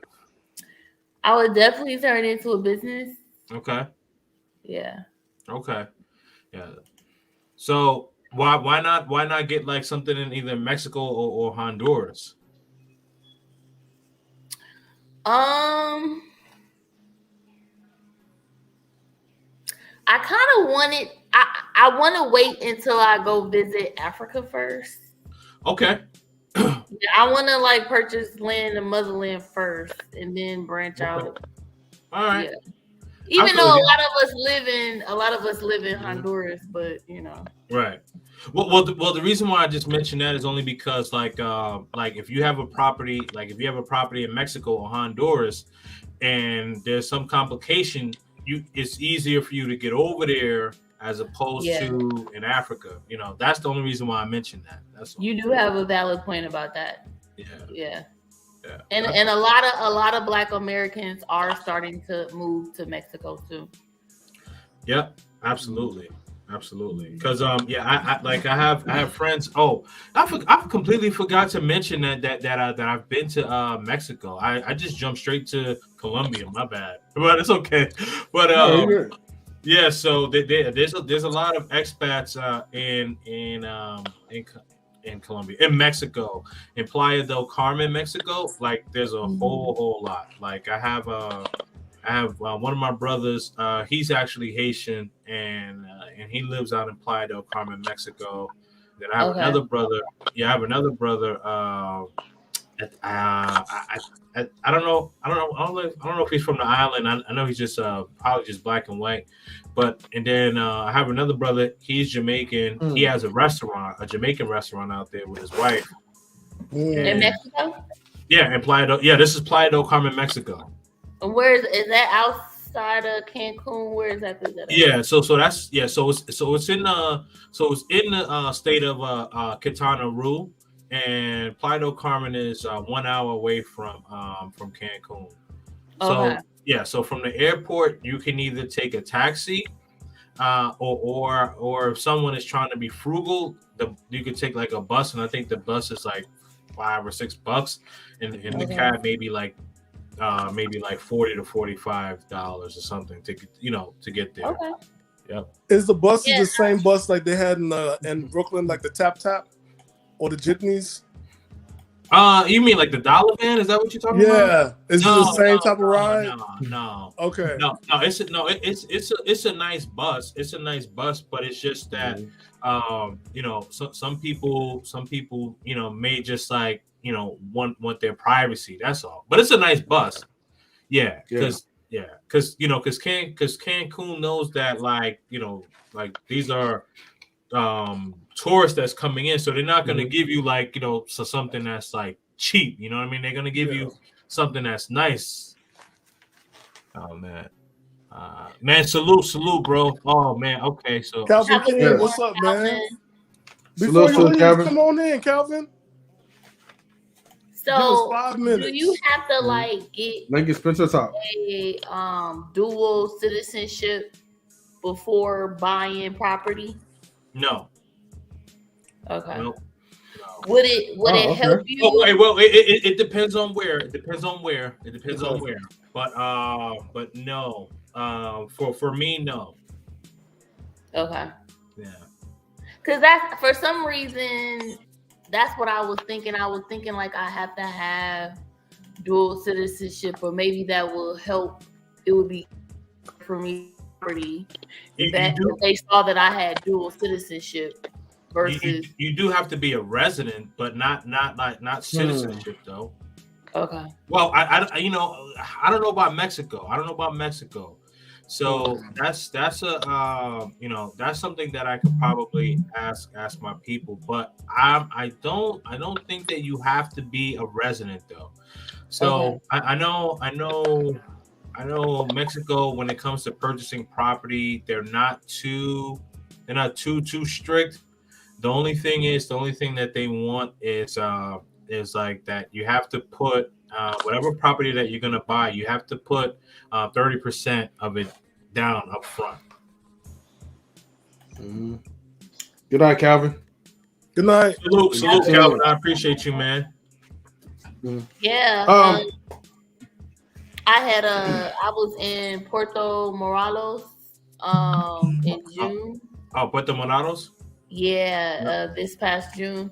And I stayed at Bob Marley's oldest son. He has a resort here, right off the beach. Okay. It's not huge, but it's a nice little small, intimate, nice resort. And I'm like, dang, like, what if all of us come together as a collective and build a resort overseas? I think that was a really dope idea. Yep. So that seems like to be a LLC. Mm-hmm. Yeah. That's so like Southern Belle, what's up? Yeah, that's not Southern Troll. That's not Southern Belle?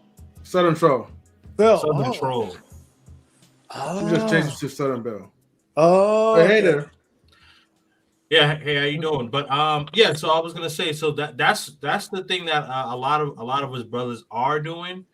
Like we're coming together because like certain countries where brothers are, going to, like if you're one like that likes to go to you know if you're one that likes to go to Thailand or something like that, you know what I mean? Like why not put together a group of like-minded people and get some property there, you know what I mean? So that this way, like there's always money, going in. Because my thing is that, like, for me, like with Medellin, I was going there so much, and I'm like, man, I need to turn a profit, like, because I need to turn a profit there, and so once I talked to the landlord about renting the apartment, and when I'm not there, just having it as an Airbnb, I said, oh, you know what? Okay, yeah, this makes a lot of sense, because now when I'm not there, like right now I'm in the States. So I'm in the States, for the holidays, and then January I'll venture back out. But the thing is that while I'm here, why not collect some payment? Yeah. Yeah. Yeah.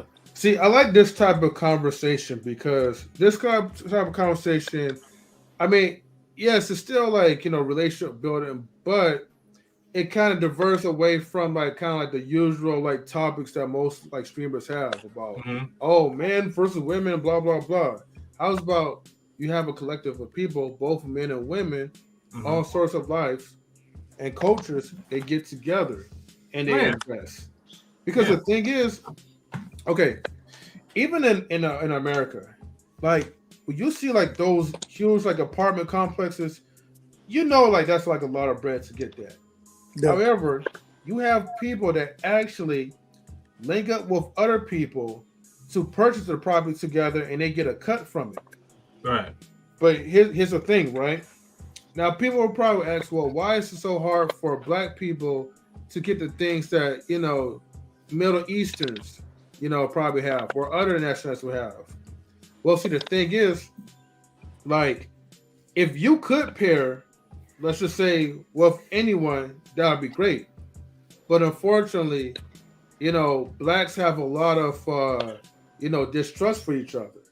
So if you see a person that's like, hey, like, I have the money to put down and I'm ready to go in with you, you're like, I don't know, man. Like, that guy, like, he's Black just like me. I don't trust him like that, But you'll be more willing to partner up with a Middle Eastern person or some other person that's not Black, or not FBA, Foundation of Black America, and those people will feel the same way about you, like you feel the same way about your own people. So you're kind of stuck either way, unless like you really find somebody that's on the same page with you, that's like-minded. Yeah. Yeah, that's why I mentioned the LLC, because like if you have LLC and everybody has that, or S corporation, I mean that type of stuff, like it's not even personal, it's business, and that's where if we keep it on the business front, it's okay, because it's a corporation, we all put the shares in. This is the income that comes back. We have to see, get the book of reports, because also you have to claim it on your taxes. You got to have the accounting book ready for our taxes. So it puts us all on the same page. So it's good that, I like this talk as well. That's what I'm just saying. So thank you for bringing that up, Stan. I have another question for Kings. So do you have to report to the American government of your properties overseas?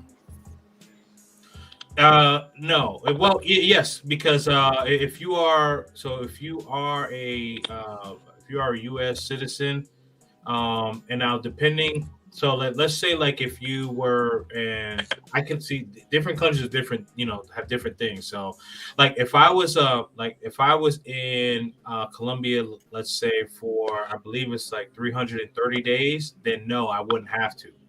But the fact that I'm not, I do have to.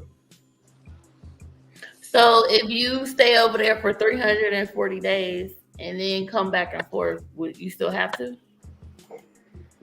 No, in Colombia, no. but I'm saying each country is different. Oh, So, each country has their own. right, exactly. And do they report you if you don't? Well, you know, you just don't you don't want to take that risk. Oh, okay. Yeah, you don't want to take that risk. You know what I mean? So, like the thing is that like if you have a property, let's say like you decide to get a property in Honduras, get a property in Mexico, and then you go to you get a property in Nairobi, Kenya, and but you're still living in the States.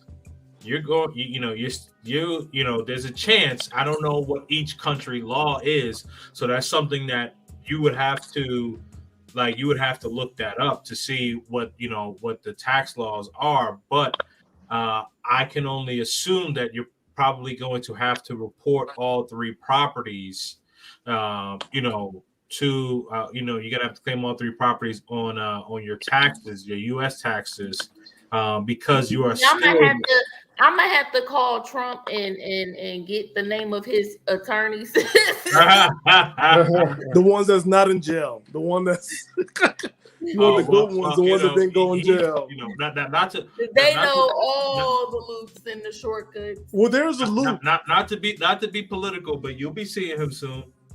There's a loop. There's a loop for everybody. And then probably M3, I know you're gonna say like, how did I drop the bag? And this is probably why they like me, and I should have went for it. But there's a loop. Wherever you go in the country, also make sure that you get a 403B, which is nonprofit status. Mm-hmm. So if on the property itself, just say you get 5 acres of land, a lot probably 1 acre to the community itself. Another lot will probably be church, because if it's a Catholic church or something like that, they probably would have some kind of community base going at it.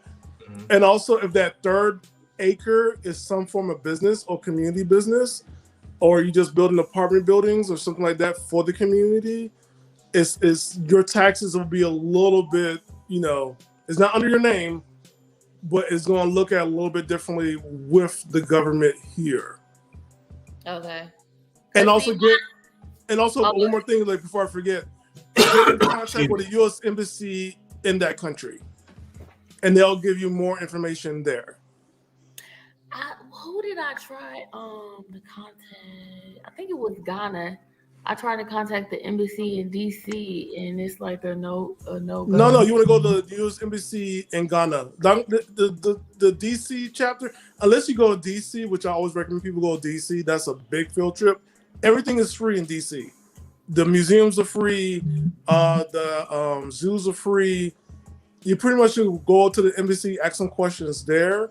But so you're saying go there in person rather than call? Definitely go in person. And then also check out the Black Museum. That is amazing.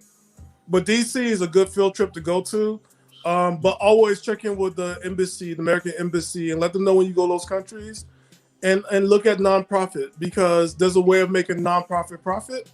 Don't put your name on everything. Again, look into the LLC, looking into the C corporations. Have a tax person with you, and and you'll do fine doing all the different countries all around. Because my future goal is to eventually relocate out of the States. It's so ghetto here. Wait, you're in Nebraska? No, I'm from Nebraska, born and raised, but I live in Atlanta. Oh, I was like, it's ghetto in Nebraska? No, it's ghetto in America. Say that. Oh. Say that. That's a fact. Southern Belle asked me, have I been to Aruba? Yes, I have. Okay. How long did you stay in Aruba? I stayed in Aruba for about a week and a half. What was it like out there? Like I said, I don't do a lot of traveling like how you do, so you might have to break down what is Aruba, what is how's the culture and the food and the people. I mean, it's Caribbean culture. Very nice, clear. Nice sand, clear water. Good drinks. The people there, the people there are very friendly. They have they have like their own like version of rum punch, which is a little bit different from Jamaica, but it's real good. Rum punch. Yeah, the food is good. Yeah, man, it was a vibe. It was a vibe. Nice. I do have some other questions that I want to ask you real quick because. Oh yeah, man, absolutely, man. Let's rock and roll.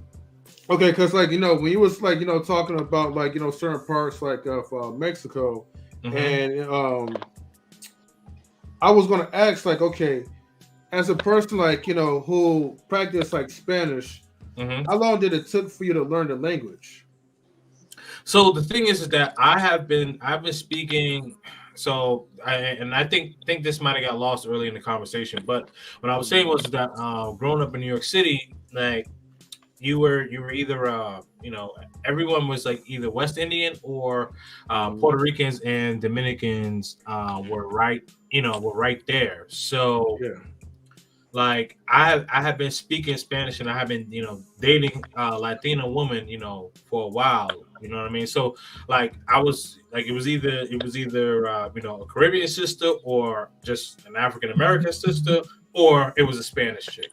You know what I mean? So like so just speaking Spanish, like I have been doing that, like my whole life, and it comes and goes in waves. So sometimes, like if I don't speak it for a while, like I'll lose it. But once like I'm around Spanish speaking people, like it'll pick back up.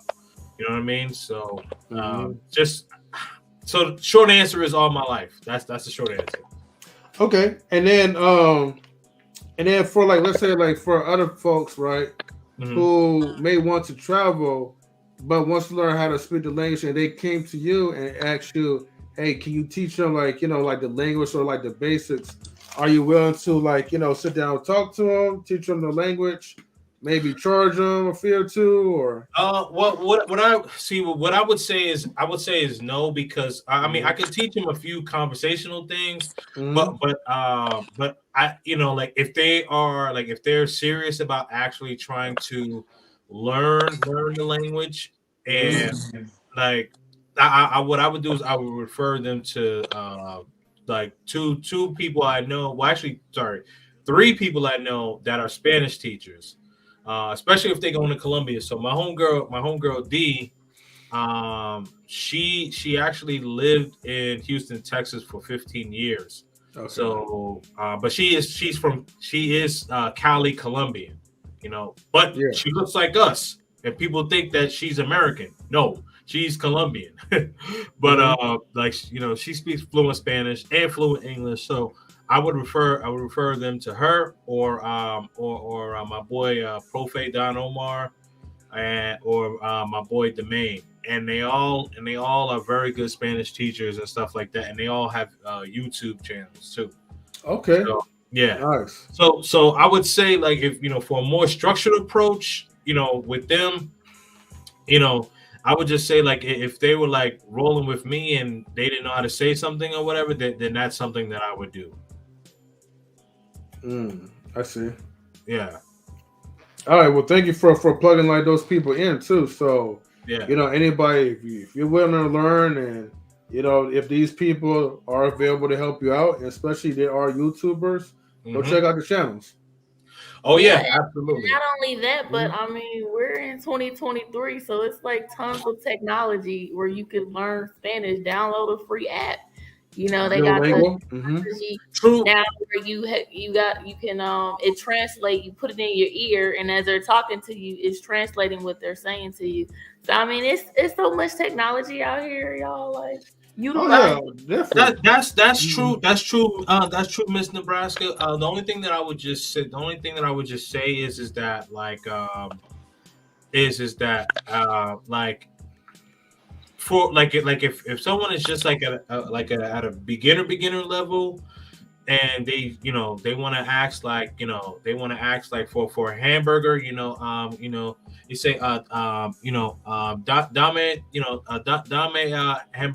hamburguesca sin queso por favor. So I ask for a burger with no cheese. You know what I mean? So like something like that they could do on an app, right? But if you trying to actually, you know, like really like how we're talking now, you're gonna need a teacher. Like the app can only help you say, but like not knocking a teacher, but just saying, you know, if you, for those who travel overseas that, you know, may want to know what to say or translate it, you know, there's a lot of technology out here they can utilize too. Yes. Is that what did it say? Ghost Flow? I believe so. That's how you pronounce it. I just call him Ghost. Okay, yeah. So Ghost. Okay, yeah. No, that's true. Yeah. So and I'm not disagreeing with you, Miss Nebraska. I'm just saying like for intermediate advanced, you definitely just Ghost is cool. Okay, cool. But so for intermediate and advanced teacher, you know. Yeah. You know, you want to know what certain words mean, like, oh, I'm hungry, you know, tengo hambre, you know, or cooking comida, you know what I mean? Something like that. And also, don't forget, you also have your local communities. Like, we got Spanish communities. Like, go in there and tell them that you want to speak Spanish. You need to learn how to speak Spanish. Yeah, that's true. Also, novelas. Yeah, that's true. That's true. And also,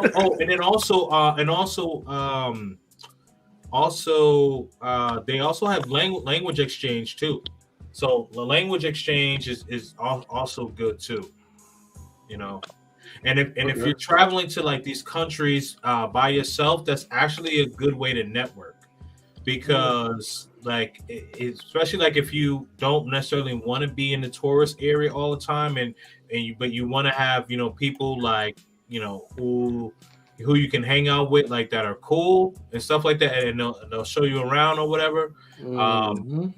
Language exchange is cool, because one of the first things that that I did when I went, well, Flyboy and I did, we went into the language exchange because this was our first time going to Colombia. We had people that were there, but he's a content creator, so he wanted to show things that are just outside of the tourist area, because, you know, you want to show, like, especially if you're a content creator, YouTuber, you want to show things that's outside of the tourist area. So we went in there and we met some cool people. Actually, some people that I'm still actually friends with to this day. Right. Text. Oh. Yeah, I thought that was for Stan. Okay. I agree. King, just about every country I've been to, I've made friends that I'm still in contact with till this day. I didn't never hire an exchange person though, but no, you don't have to hire them. So let me explain how it is, right? So basically, how we're talking now, like, it's basically like everyone is like in a room. Everyone's like in a big room. It's like I don't want to call it a classroom. It's like an informal classroom, if you will. And so let's just say like it'll be open from like, you know, we have language exchange from like 6 p.m. to like 9 p.m. or something like that. So it's open. Any you know, it's open to the public. Anyone can come in there, and then, you know, so you meet people, you have a conversation. So like, because also you have Spanish. You find this out through an app? Well, Flyboy is the one that actually found that out in Colombia, and I just went there, so he did all the groundwork. I can't take credit for it, but I can tell you how it was when we were in there, right? So the thing is that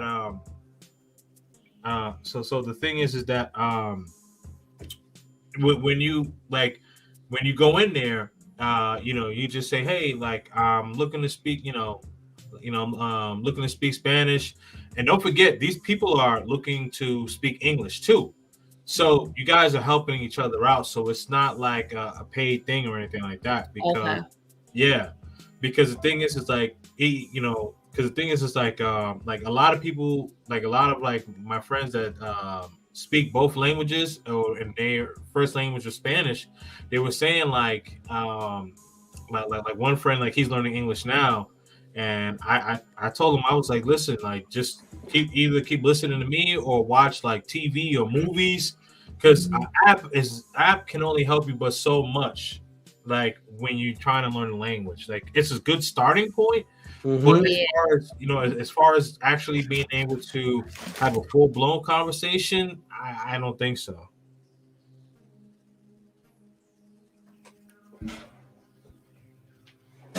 Oh, she said, "Oop, you stumbling with that Spanish, brother." No, I just stumbled. Period. That's just me. I just stumbled. Period. That has nothing to do with the Spanish. I was stumbling with the English as well. Nah, you good, brother. And salutes to Daryl Long. Thank you for tuning That's in. all good. That's all good. Yeah, Yeah, what's good, baby? yeah. Let me ask you this. So this is gonna be off the topic a little bit, but Sure. when you receive our invitation to join as a guest for Knowledge and Relationships, what was like your first thoughts about us, or what was the first thing that came to your mind when we asked you basically to like give you like a live talk? My first thoughts were just helping my, we gonna help each other out. You know what I mean? And we gonna build and look out for each other. That's just what it's about. Yeah, that's what my first thoughts were. I appreciate that because like here, like we definitely wanna like, man, like build like a unity of like folks, and I'm not just saying like just specifically for blacks, but for anybody, right? Mm-hmm. That's really all about the cause of building and connecting relationships, and hopefully, like our goal one of these days, one of our goals is to reach out to even people internationally as well too, right? Because I feel like everyone has a powerful message. Everyone wants to learn about something. Like even a lot of the countries, I didn't even get a chance to ask like how many countries you've been to, but with the countries that you listed so far, I'm like, man, like this is something that I'm like, man, I wish that was like on my list right now. To kind of travel out there. So we have a lot of like people who are curious. I mean, to know like, okay, what's more out there than just the usual like American culture. Right. Yeah. So yeah, we appreciate you for allowing us to give you this live talk. Absolutely, man. I'm appreciative. I'm appreciative that you all asked me to be a part of the show. I love networking. For my questions too. Oh, absolutely. Yeah, I love networking. I think networking is extremely important because at the end of the day, like we as people, we're all trying to, especially Black people. You know what I mean? Like we're there's always like that. There's always that who's the top dog and all that. Like for me, like I don't really care about that. What I care about is, building a collective because, if our Asian people can do it, our white people can do it, our Latin people can do it, we need to be doing that. You know what I mean? Like, like I mentioned, growing up in New York City, like, and intellectual, you can attest to this, like, growing up in all Black neighborhood, but then like the corner store, like or stores around, you have people who aren't us who own these places. Whether it be the cleaners, whether it be the liquor store, the corner store, and it's just like, okay, we all live here, like we should be owning this neighborhood. Like could you imagine? And I don't know if anyone has ever been in New York, but okay, so like Long Island is a section outside of like New York City, but intellectual, could you imagine going to Long Island, you know what I mean, and going into an Irish neighborhood and a Black store is there? Come on, man. Yeah, that usually doesn't happen. Yeah. But that's also because we don't invest in property value, right? And we don't invest in doing things when it comes to property or even kind of being about real estate, right? But I think with other coaches, I see that they become basically very knowledgeable when it comes to all different types of fields, whether it comes to technology, whether it comes to the food industry or catering business, whether it comes to real estate. They are savvy in any and everything. Law enforcement, so they learn a plethora of skills, Right. and they bring those skills within one household, and then that household they filter it back to their country, or their place of origin. So with us, we don't do that, because you'll have we can't. Hold on, Well, y'all. I don't want to say we can't, but let me finish, y'all. oh, my fault, bro. I thought you had finished. My bad. Sorry. And I think like what they'll do is that they'll work at a fast food chain, and let's say they're really good at the fast food chain. Let's say they're able to make the food in the fast food chain a lot quicker than everybody else, and they're able to adapt to things a lot quicker.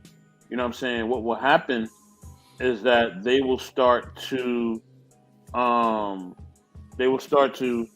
basically, what they'll start to do is that they'll start to basically take those skills and then, filter it into catering.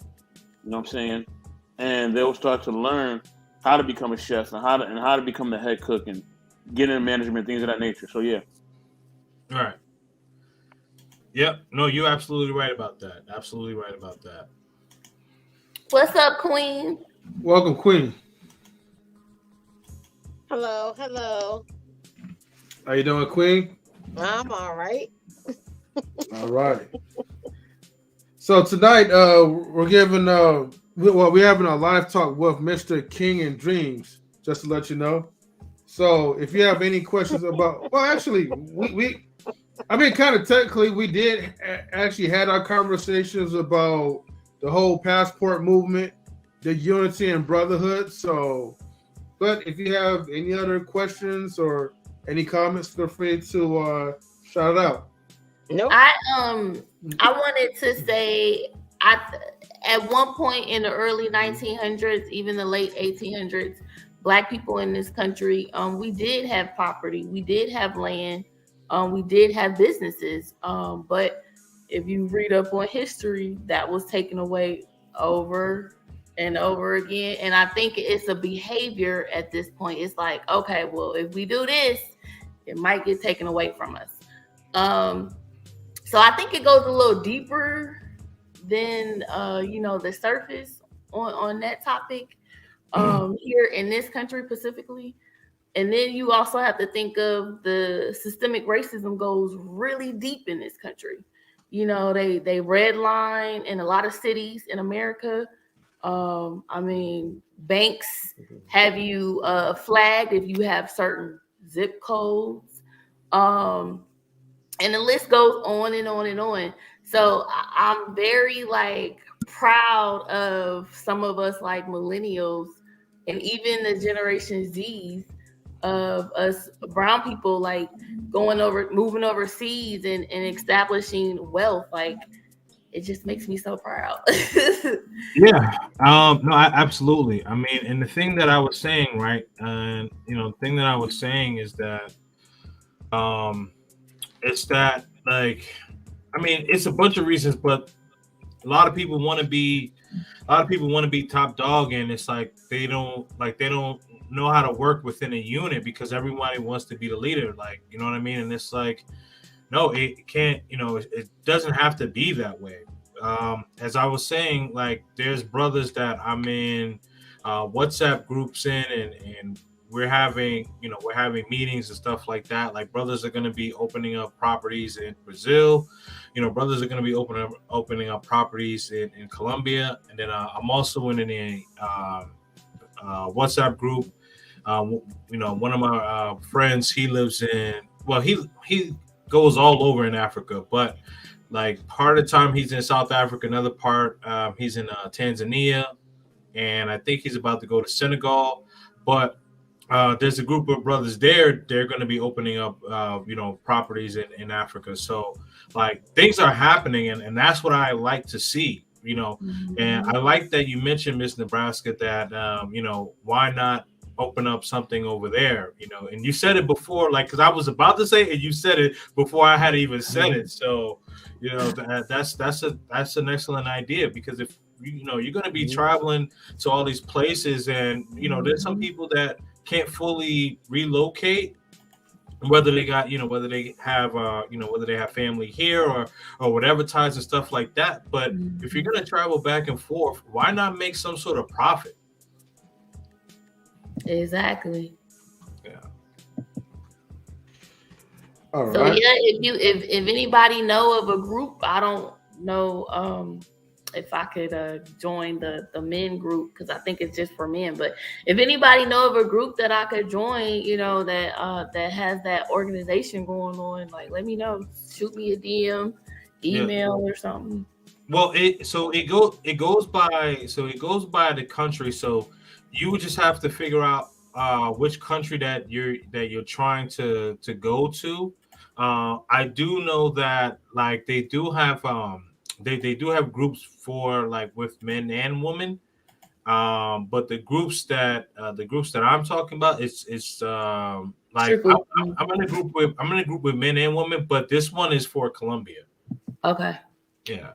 The group that's going to be doing something in Africa, that's men, and then in Brazil, that's men. Okay. But Colombia is men and women. So if you're interested in being a part of that group, I don't know if you have any interest in going to Colombia, but if you did, yeah, Colombia is definitely another country on my list. Okay. Yeah. So I would say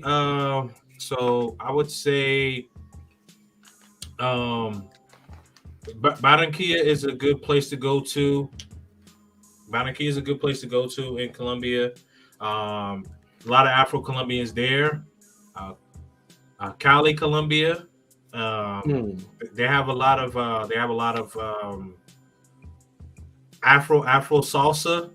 So and as I was mentioning, my friend D, she's Cali Colombian. So she's probably like she's like a, I'm trying to figure it out. Let me try to send you her channel so you guys can pull it. Let me send you guys her Instagram so you guys can pull it up. Yeah, you can also send it in a private chat too, and then I'll just share it in the group. Okay, cool. All right, yeah. Let me do that. I got like a couple of questions. Oh, my bad. I'm sorry about that. No. Over there. Oh, say that again? I say you got a whole notebook over there. Let's go. Oh man, you're supposed to the notebook, Yeah, so that's my fault. If we're getting caught up in another conversation, like we should knock out next time. Like let's just knock out all the questions first. So this way, then we. Oh no! You good? Like at this point, right? Yeah. No worries. Like right now, this point, it's like I'm feeling bad here. No, you good? Because this is how we kind of do things. That's why it's called like a live talk, right? We don't try to treat it like it's like an interview type of style. I got you. Yeah. Once we get to our 1 hour mark and we got folks like coming up, it's anything goes. But I literally just kind of wrote this because there was some things that I forgot to like kind of question. But I didn't want to be rude in the conversation, and it's almost like I'm kind of going back into it. But I wanted to know, like, okay. Oh, now check the back chat, by the way, whenever you have a moment. Oh yeah, I got you. I'm about to go share it right now. Okay. And then later, I'm gonna try to see if I could follow this person on Instagram too. I'm on her Instagram now. Oh, do you mind you send me a link to my phone? Because I'm on a computer right now. You want me to send it to the DM? Yeah. Oh, well, actually, no. I think I could do that on my own with the. Actually, never mind. Don't even worry about it. You could pull up. Yes, I was saying you could pull up her Instagram and share her page. Oh wait, it says it's not available. I can share it in the DM group chat. Okay, yeah. Try that, and let me try to see if I can resend it again. Because, what's going on with my computer? Hold on. How far, y'all? Hold on for a second. Okay. Yeah, I clicked on the link. I don't know.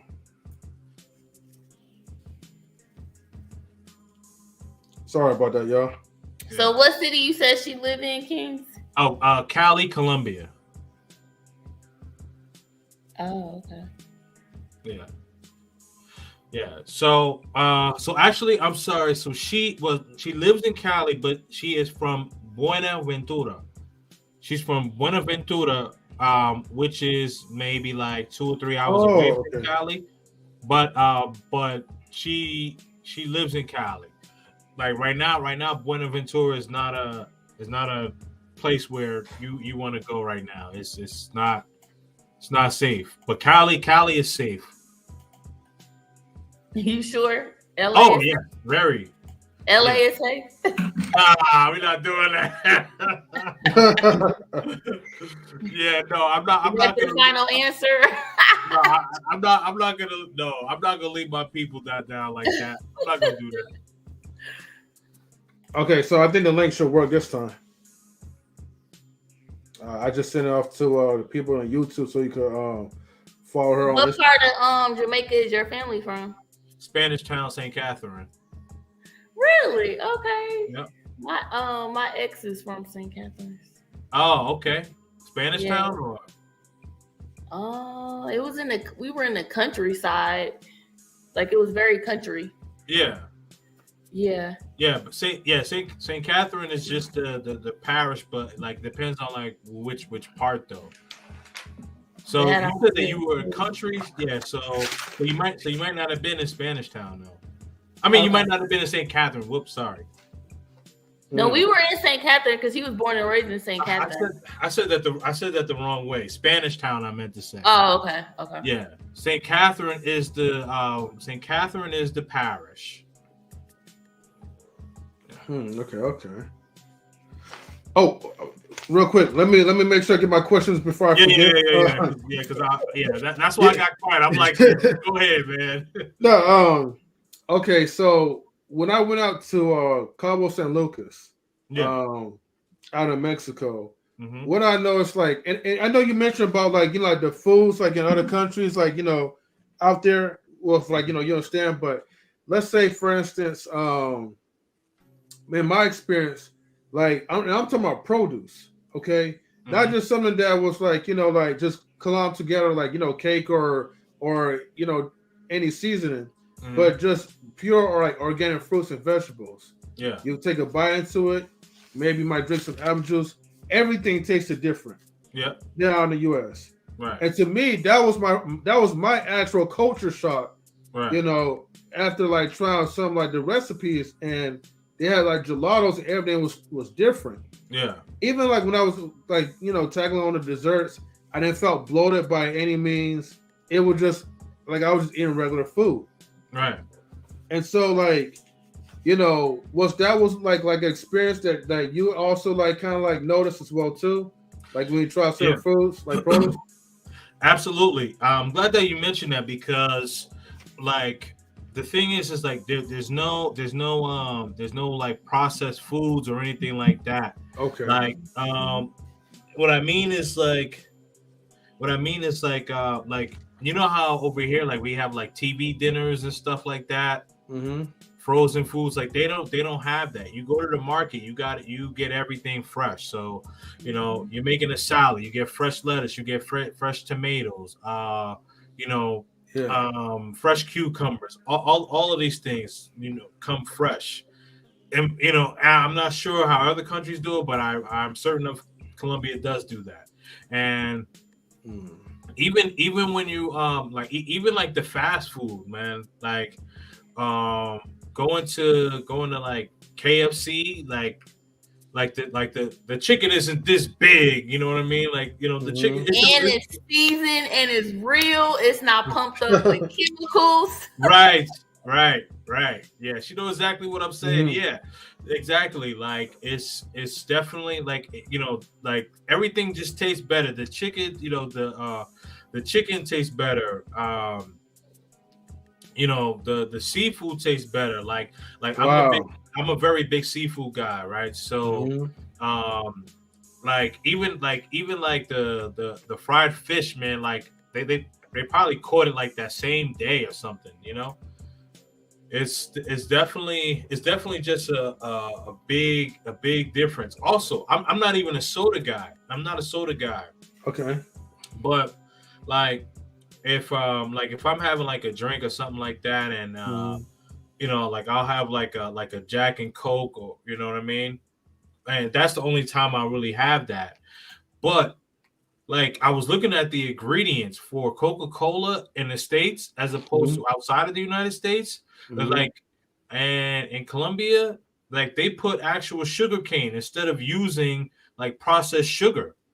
So the Coca-Cola is healthy.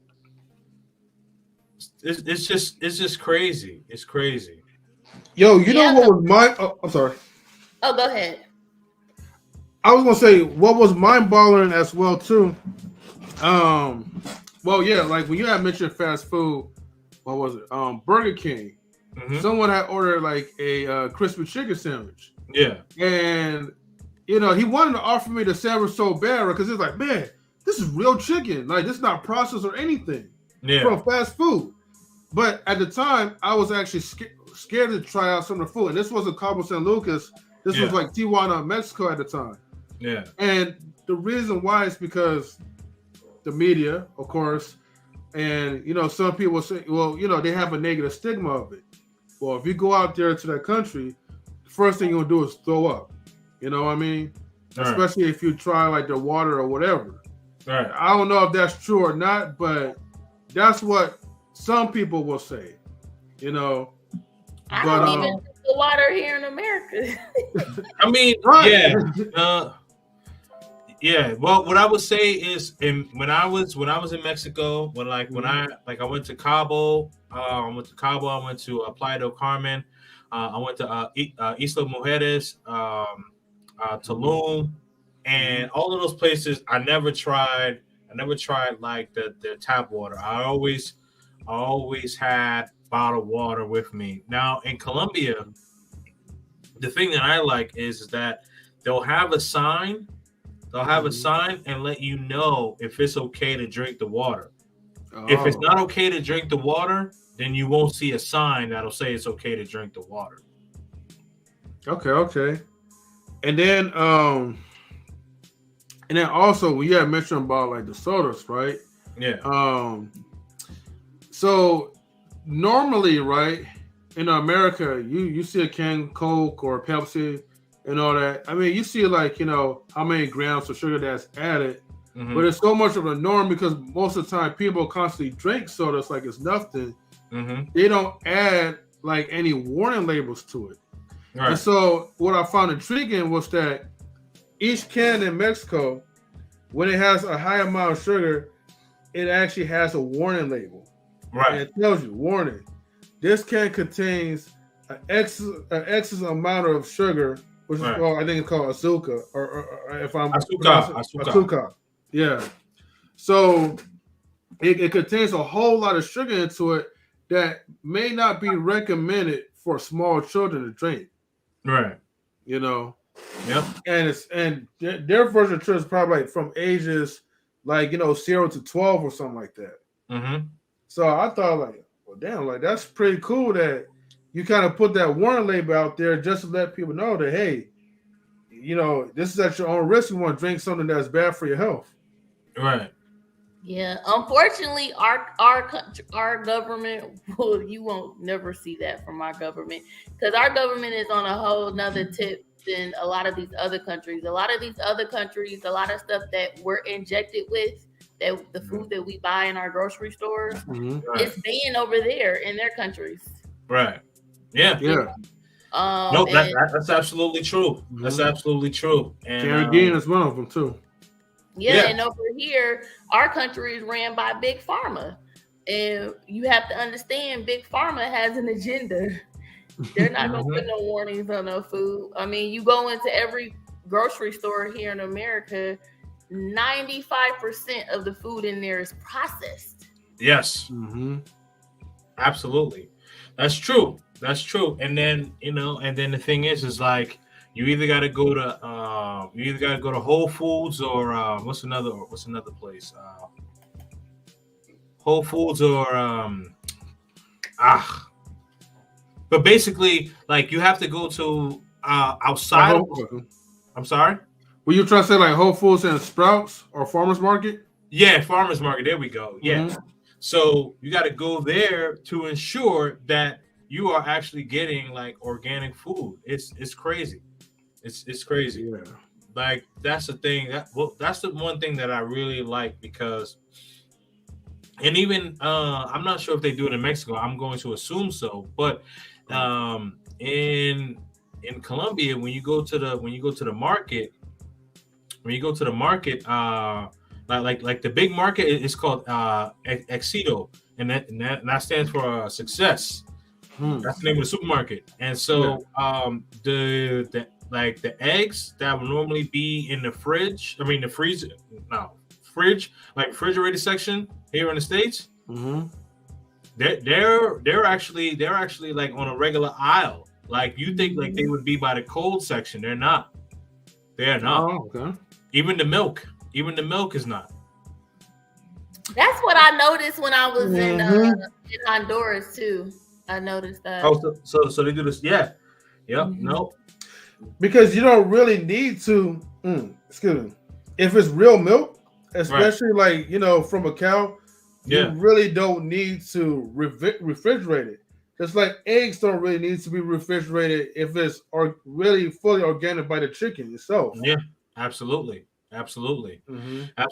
Yeah, but that's one of the reasons why, like, because the thing is like when I first was going there, like I was eating a lot. Like now I'm on a health kick diet and all that stuff. But like, man, like I was eating like, KFC, all that stuff every day. But you want to know the surprising thing is, as bad as I was eating, right? When I came back, the first time I was in Colombia, when I came back, I actually lost 15 pounds. Wow. And I was eating garbage. Well, I was eating garbage. Yeah. I was eating fried food, all that stuff. And, and it's just like, okay, wow. But see, this goes to my personal experience where, you're everything, especially if you're in a resort out in Mexico, everything was all you can eat. Yep. Okay. Like pancakes, eggs, like, syrup, gelato, burgers, anything that you could name. Right. Although, even though it tasted different, but I didn't feel I was full, but I didn't feel like, oh my gosh, like what the hell did I eat? Yes, like, I was totally fine. Yeah, you know what? I caught that you said that, and I meant to respond to feeling bloated. Yeah, you're right about that. Like, you don't get like that. You don't get that itis feel. You don't get that itis feel. At least for me, I didn't. I didn't get that itis feel. Like I was full, but I didn't get that itis. Like, oh man, like I'm about to just put some sweatpants on and go to bed. Like, it wasn't that type of time at all.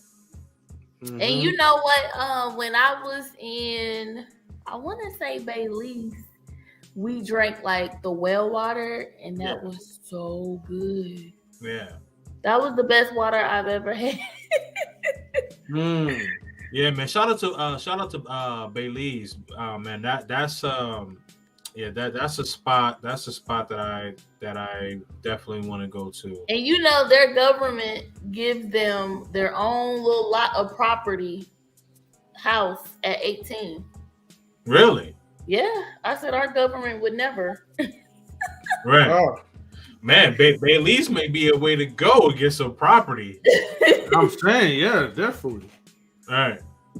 Man, we need to have a talk about this a little bit more, like in the near future too, because I like to talk about especially like real estate and how to invest as people. So, and Kings and Dreams, you already know you're more than welcome to come to Knowledge and Relationships anytime when we have these topics.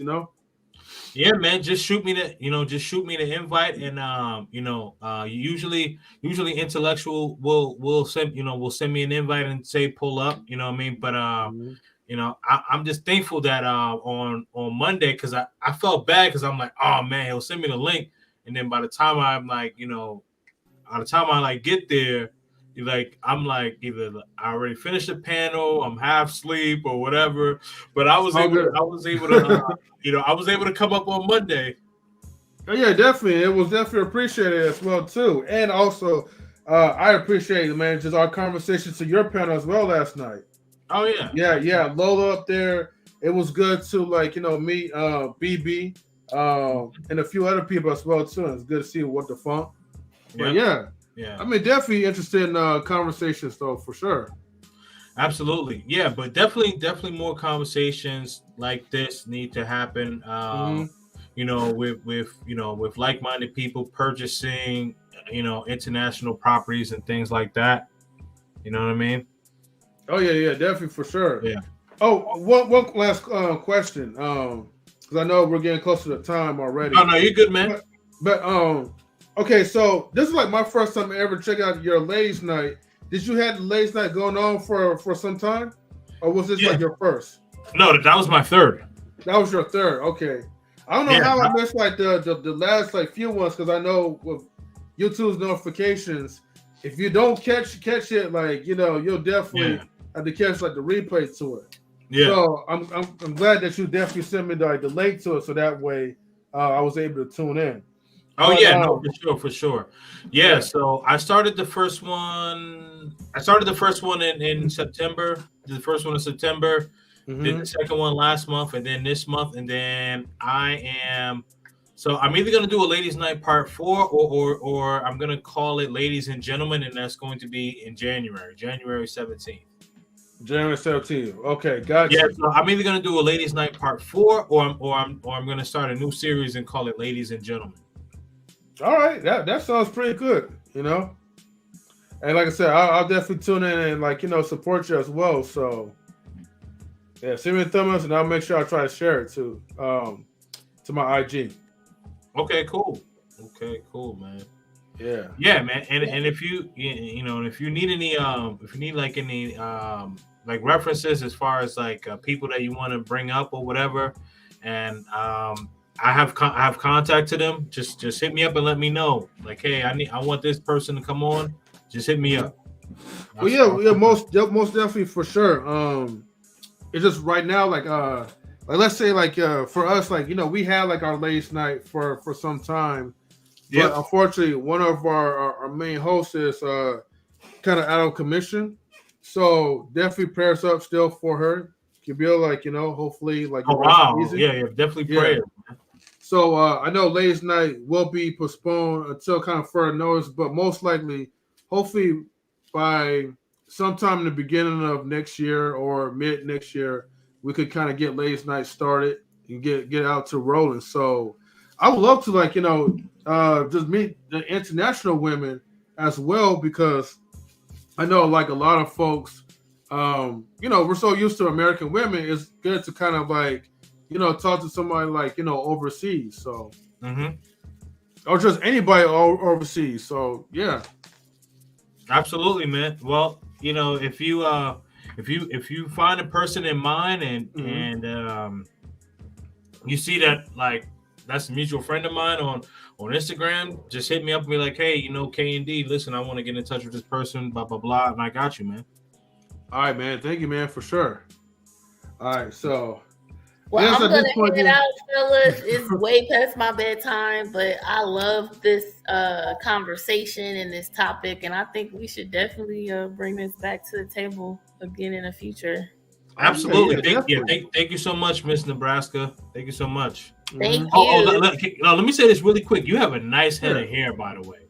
Oh, thank you. That's what I was telling her, in the chat. I was like, now, Miss Nebraska, I know you be camming up your show, and I respect that, but I gotta see more of the afro to the show too, Yeah. So I'm glad you kept your word. I already knew you would. See, I'm a woman of my word. Let that natural hair flow, sister. Let that natural hair flow. Oh yeah, I've been natural since 2010. So there we go. That's what's up. Nice. Yeah, because brothers, we love the natural. We love the natural. Don't let the BBLs and the Wolverine nails fool you. Right.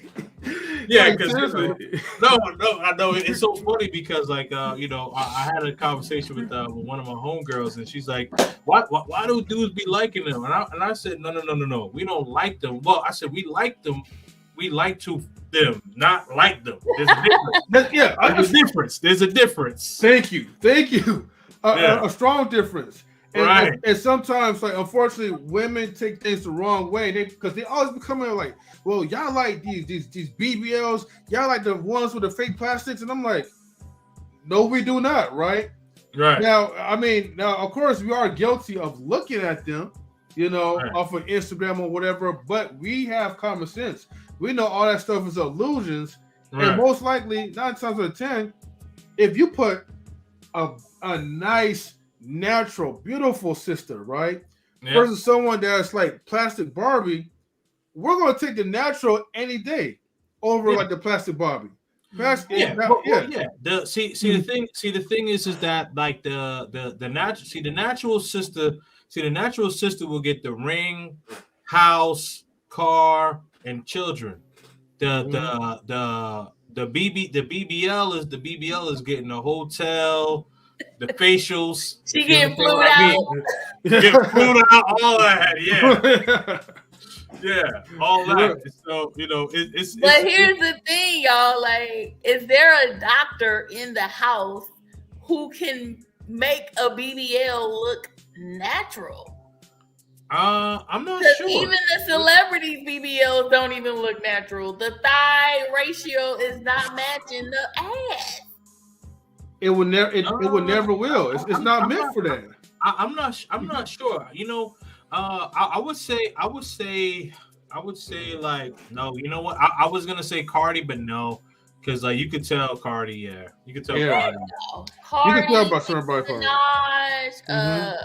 K Michelle. I mean, the list could go on. Well, you know what happened to K Michelle's booty though. I think she had a. Oh yeah, she got hers taken out. Yeah, she got the stuff, but. Nobody. I don't know why. I don't know why she did it. She didn't even need it. Well, I mean, it's a lot of them that don't need it, but they look. Little Kim didn't need all of her work, but she felt like you know who looks. I mean, you know who actually got better looking as she got older. Remy Ma. Oh yeah. Yeah, I agree. Cause before Remy Ma went to jail, like I was like, man, Shorty looking rough. Now she home. Now she home. She a wife and all that. I'm like, man, Remy look good. Remy did a whole glow up for real. Yeah, she did. I have to check her out again because I haven't really like. Shout out to Pat Poose. I'm not disrespecting no married woman or anything like that, but I'm just saying. You good. Yeah. Shout out to Pat Poose because he's the only man on earth who waited for his woman to get out of prison. So shout out to him.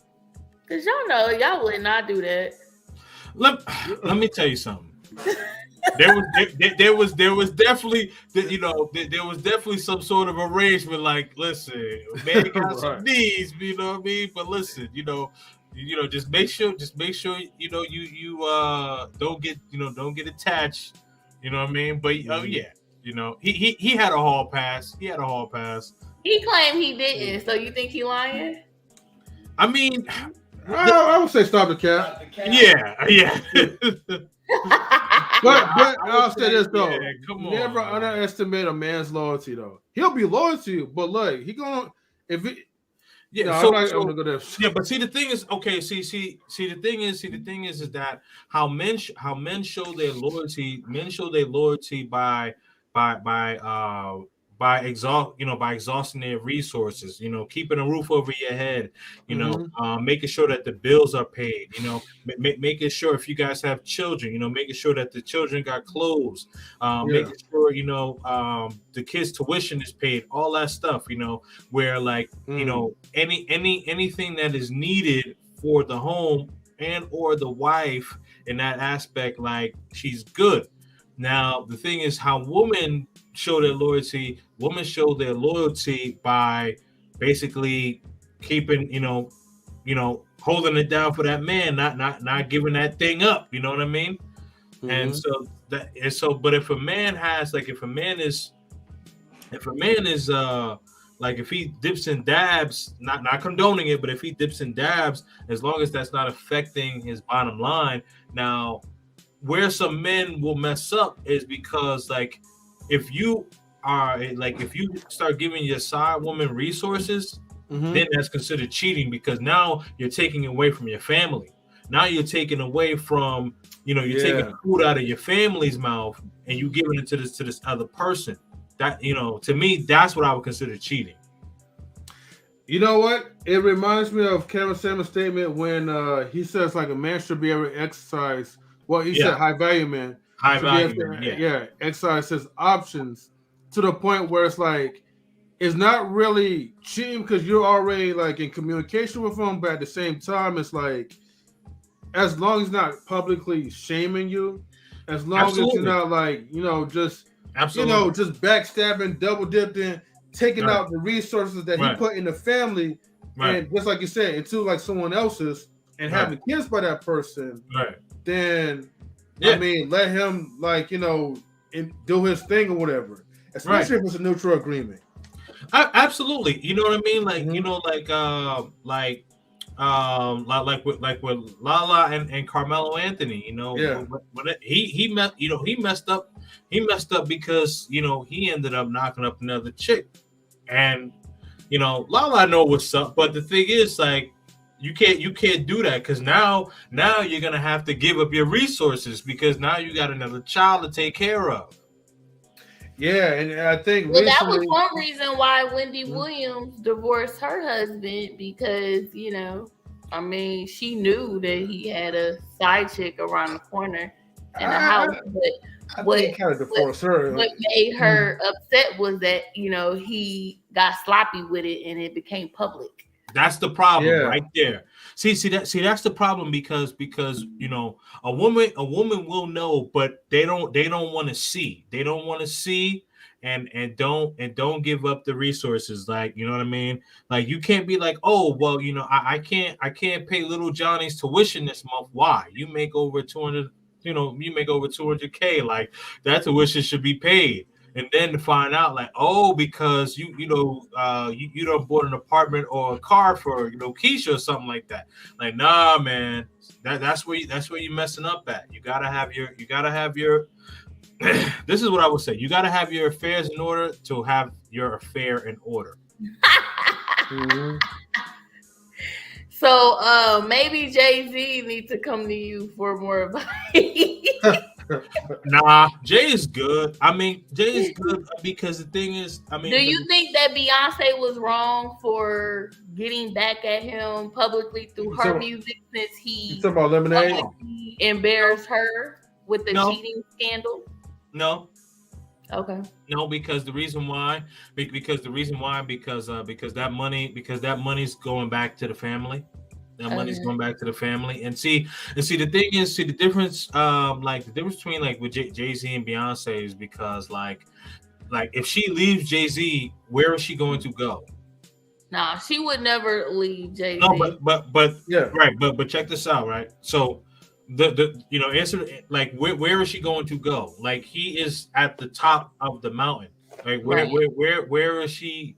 You know what I mean? Like, the only way she could move and probably make a unilateral move would be either a Dr. Dre or a Diddy. But Diddy and Dr. Dre just had a messy divorce. He's not going to want to get married again. Diddy doesn't want to get married.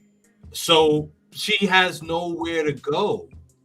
You got to find a billionaire that would actually be like, somewhat faithful to like you and your kids. You know what I mean? Or at least like someone that's going to be like still remain as a family. Never ever leave Jay-Z. I just wanted to know, like, if you guys thought it was like cool. No, only because two wrongs make a right. Does two wrongs make a right? Like, you humiliate me, I'm gonna humiliate you. I'm gonna make a whole album about you cheating on me.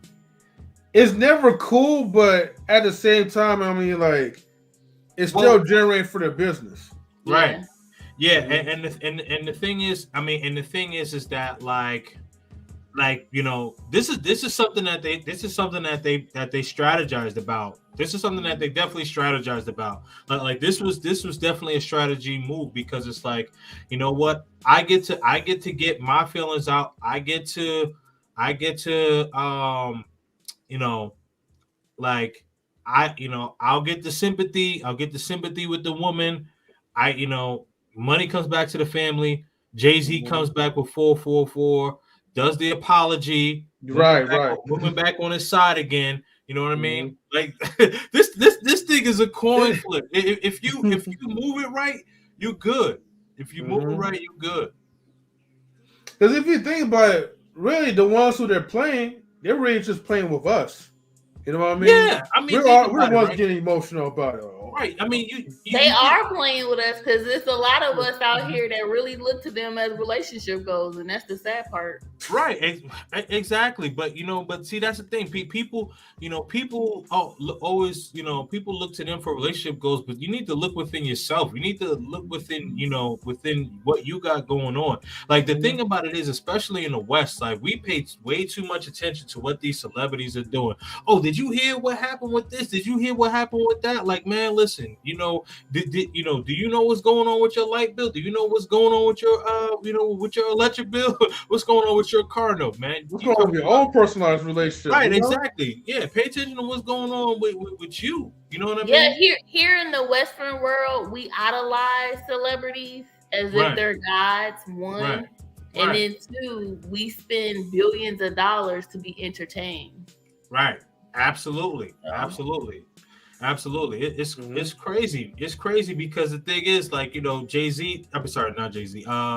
Beyonce dropped the song, like all the single ladies, females go crazy for that song. And she went right back home to Jay-Z, and they making babies and all, and the modern woman, all the single ladies, I'm a boss B. Oh yeah, you right. I mean, you'll listen to like independent, but then you'll forget about Cater to You. Say that. What? What'd you say? I Cater to You. Mm-hmm. Oh yeah. They'll listen more to like independent as far as like the Cater to You song. Right. Yeah, I mean, like Beyonce. I'm sorry, Beyonce. Cardi B got this. I forgot the name of the song, but I don't cook, I don't clean, but I still get that ring. I don't clean, right? And then like she's on Instagram, making like these big lavish meals for Austin and all. Yeah. She's like, I'm a mom. I'm a wife and mother. I gotta cook for my family. You know what I mean? Bro, like, I'm telling you. I was like, come on, man.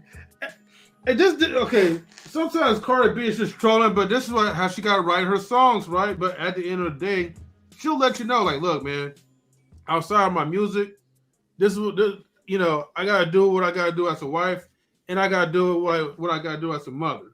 You know what I mean? She don't even let her own daughter listen to the music that she raps to. Oh yeah. She turns it off. Your culture ran in the room and she had to turn off the song. Oh, it was WAP. Yeah. Oh yeah, man. Listen, but the thing is, like, because the thing is, like, most women, most women inherently don't want to be by themselves. Mm-hmm. Most women inherently don't want to be by themselves. You know what I mean? It's a false sense of bravado that's out here. You know what I mean? And because like, it's crazy because it's only targeted to a certain group of people. Right. Mm-hmm. Yep. Oh, absolutely. And they fall for it. Right. Exactly. Well, Kings of Dreams, man, thank you for sticking around with us. And sorry we kind of extended the time a little bit. When it comes to music heads. And no. We're good, man. The only thing I said was that I said I'm not doing 4 hours, but we good though. We good. Right. Yeah. We're good, man. But no, thank you so much. Man. I appreciate it, and I hopefully, someone who was watching today or someone that will watch in the future will definitely learn something from this. Just know that when you are traveling, you want to make sure that you enjoy yourself, educate, have fun, and there's 195, 96 countries in this world, right? And most people, here's a stat most people don't know. about 70 to 75% of people only move in the United States, only move 250 miles from where they were born. So I'm from New York City. That's basically to Washington, D.C., maybe Maryland area. That's not sufficient. Anyone that is from California, that's not even from Los Angeles to the Bay Area. That's about Central California. I say that to say that we in this life have to make sure that we are living and doing and believing and achieving the best versions of ourselves. Stay aware, stay on your purpose, keep grinding. As you see in the back, winter's coming. Hey. So much. Stay purposeful. Oh shit. So make sure you're all snuggle up, Miss Nebraska, you know, because winter is I just want to say that I moved 1,340 miles.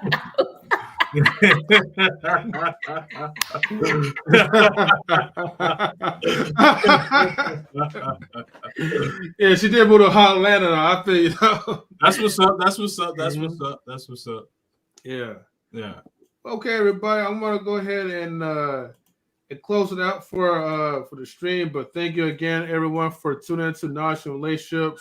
Definitely, please catch the replay. If you missed it, or share this video to your friends, the community tab, whoever you wish to share it to. Also subscribe to Kings and Dreams on his YouTube channel as well. Support the Passport Brothers movement. Okay, matter of fact, man, just support people who's actually doing the right thing and doing a good cause to better the community, especially for us blacks. Well, with that being said, thank you so much. Have a good night. And Mr. Nebraska and Kings and Dreams, if you want to stick around in the back check for just maybe one more minute, absolutely. Do so. But other than that, everybody, thank you so much. So I'm just trying to find the outro because we got so many stuff in StreamYard. But peace out, everybody. Later. Peace.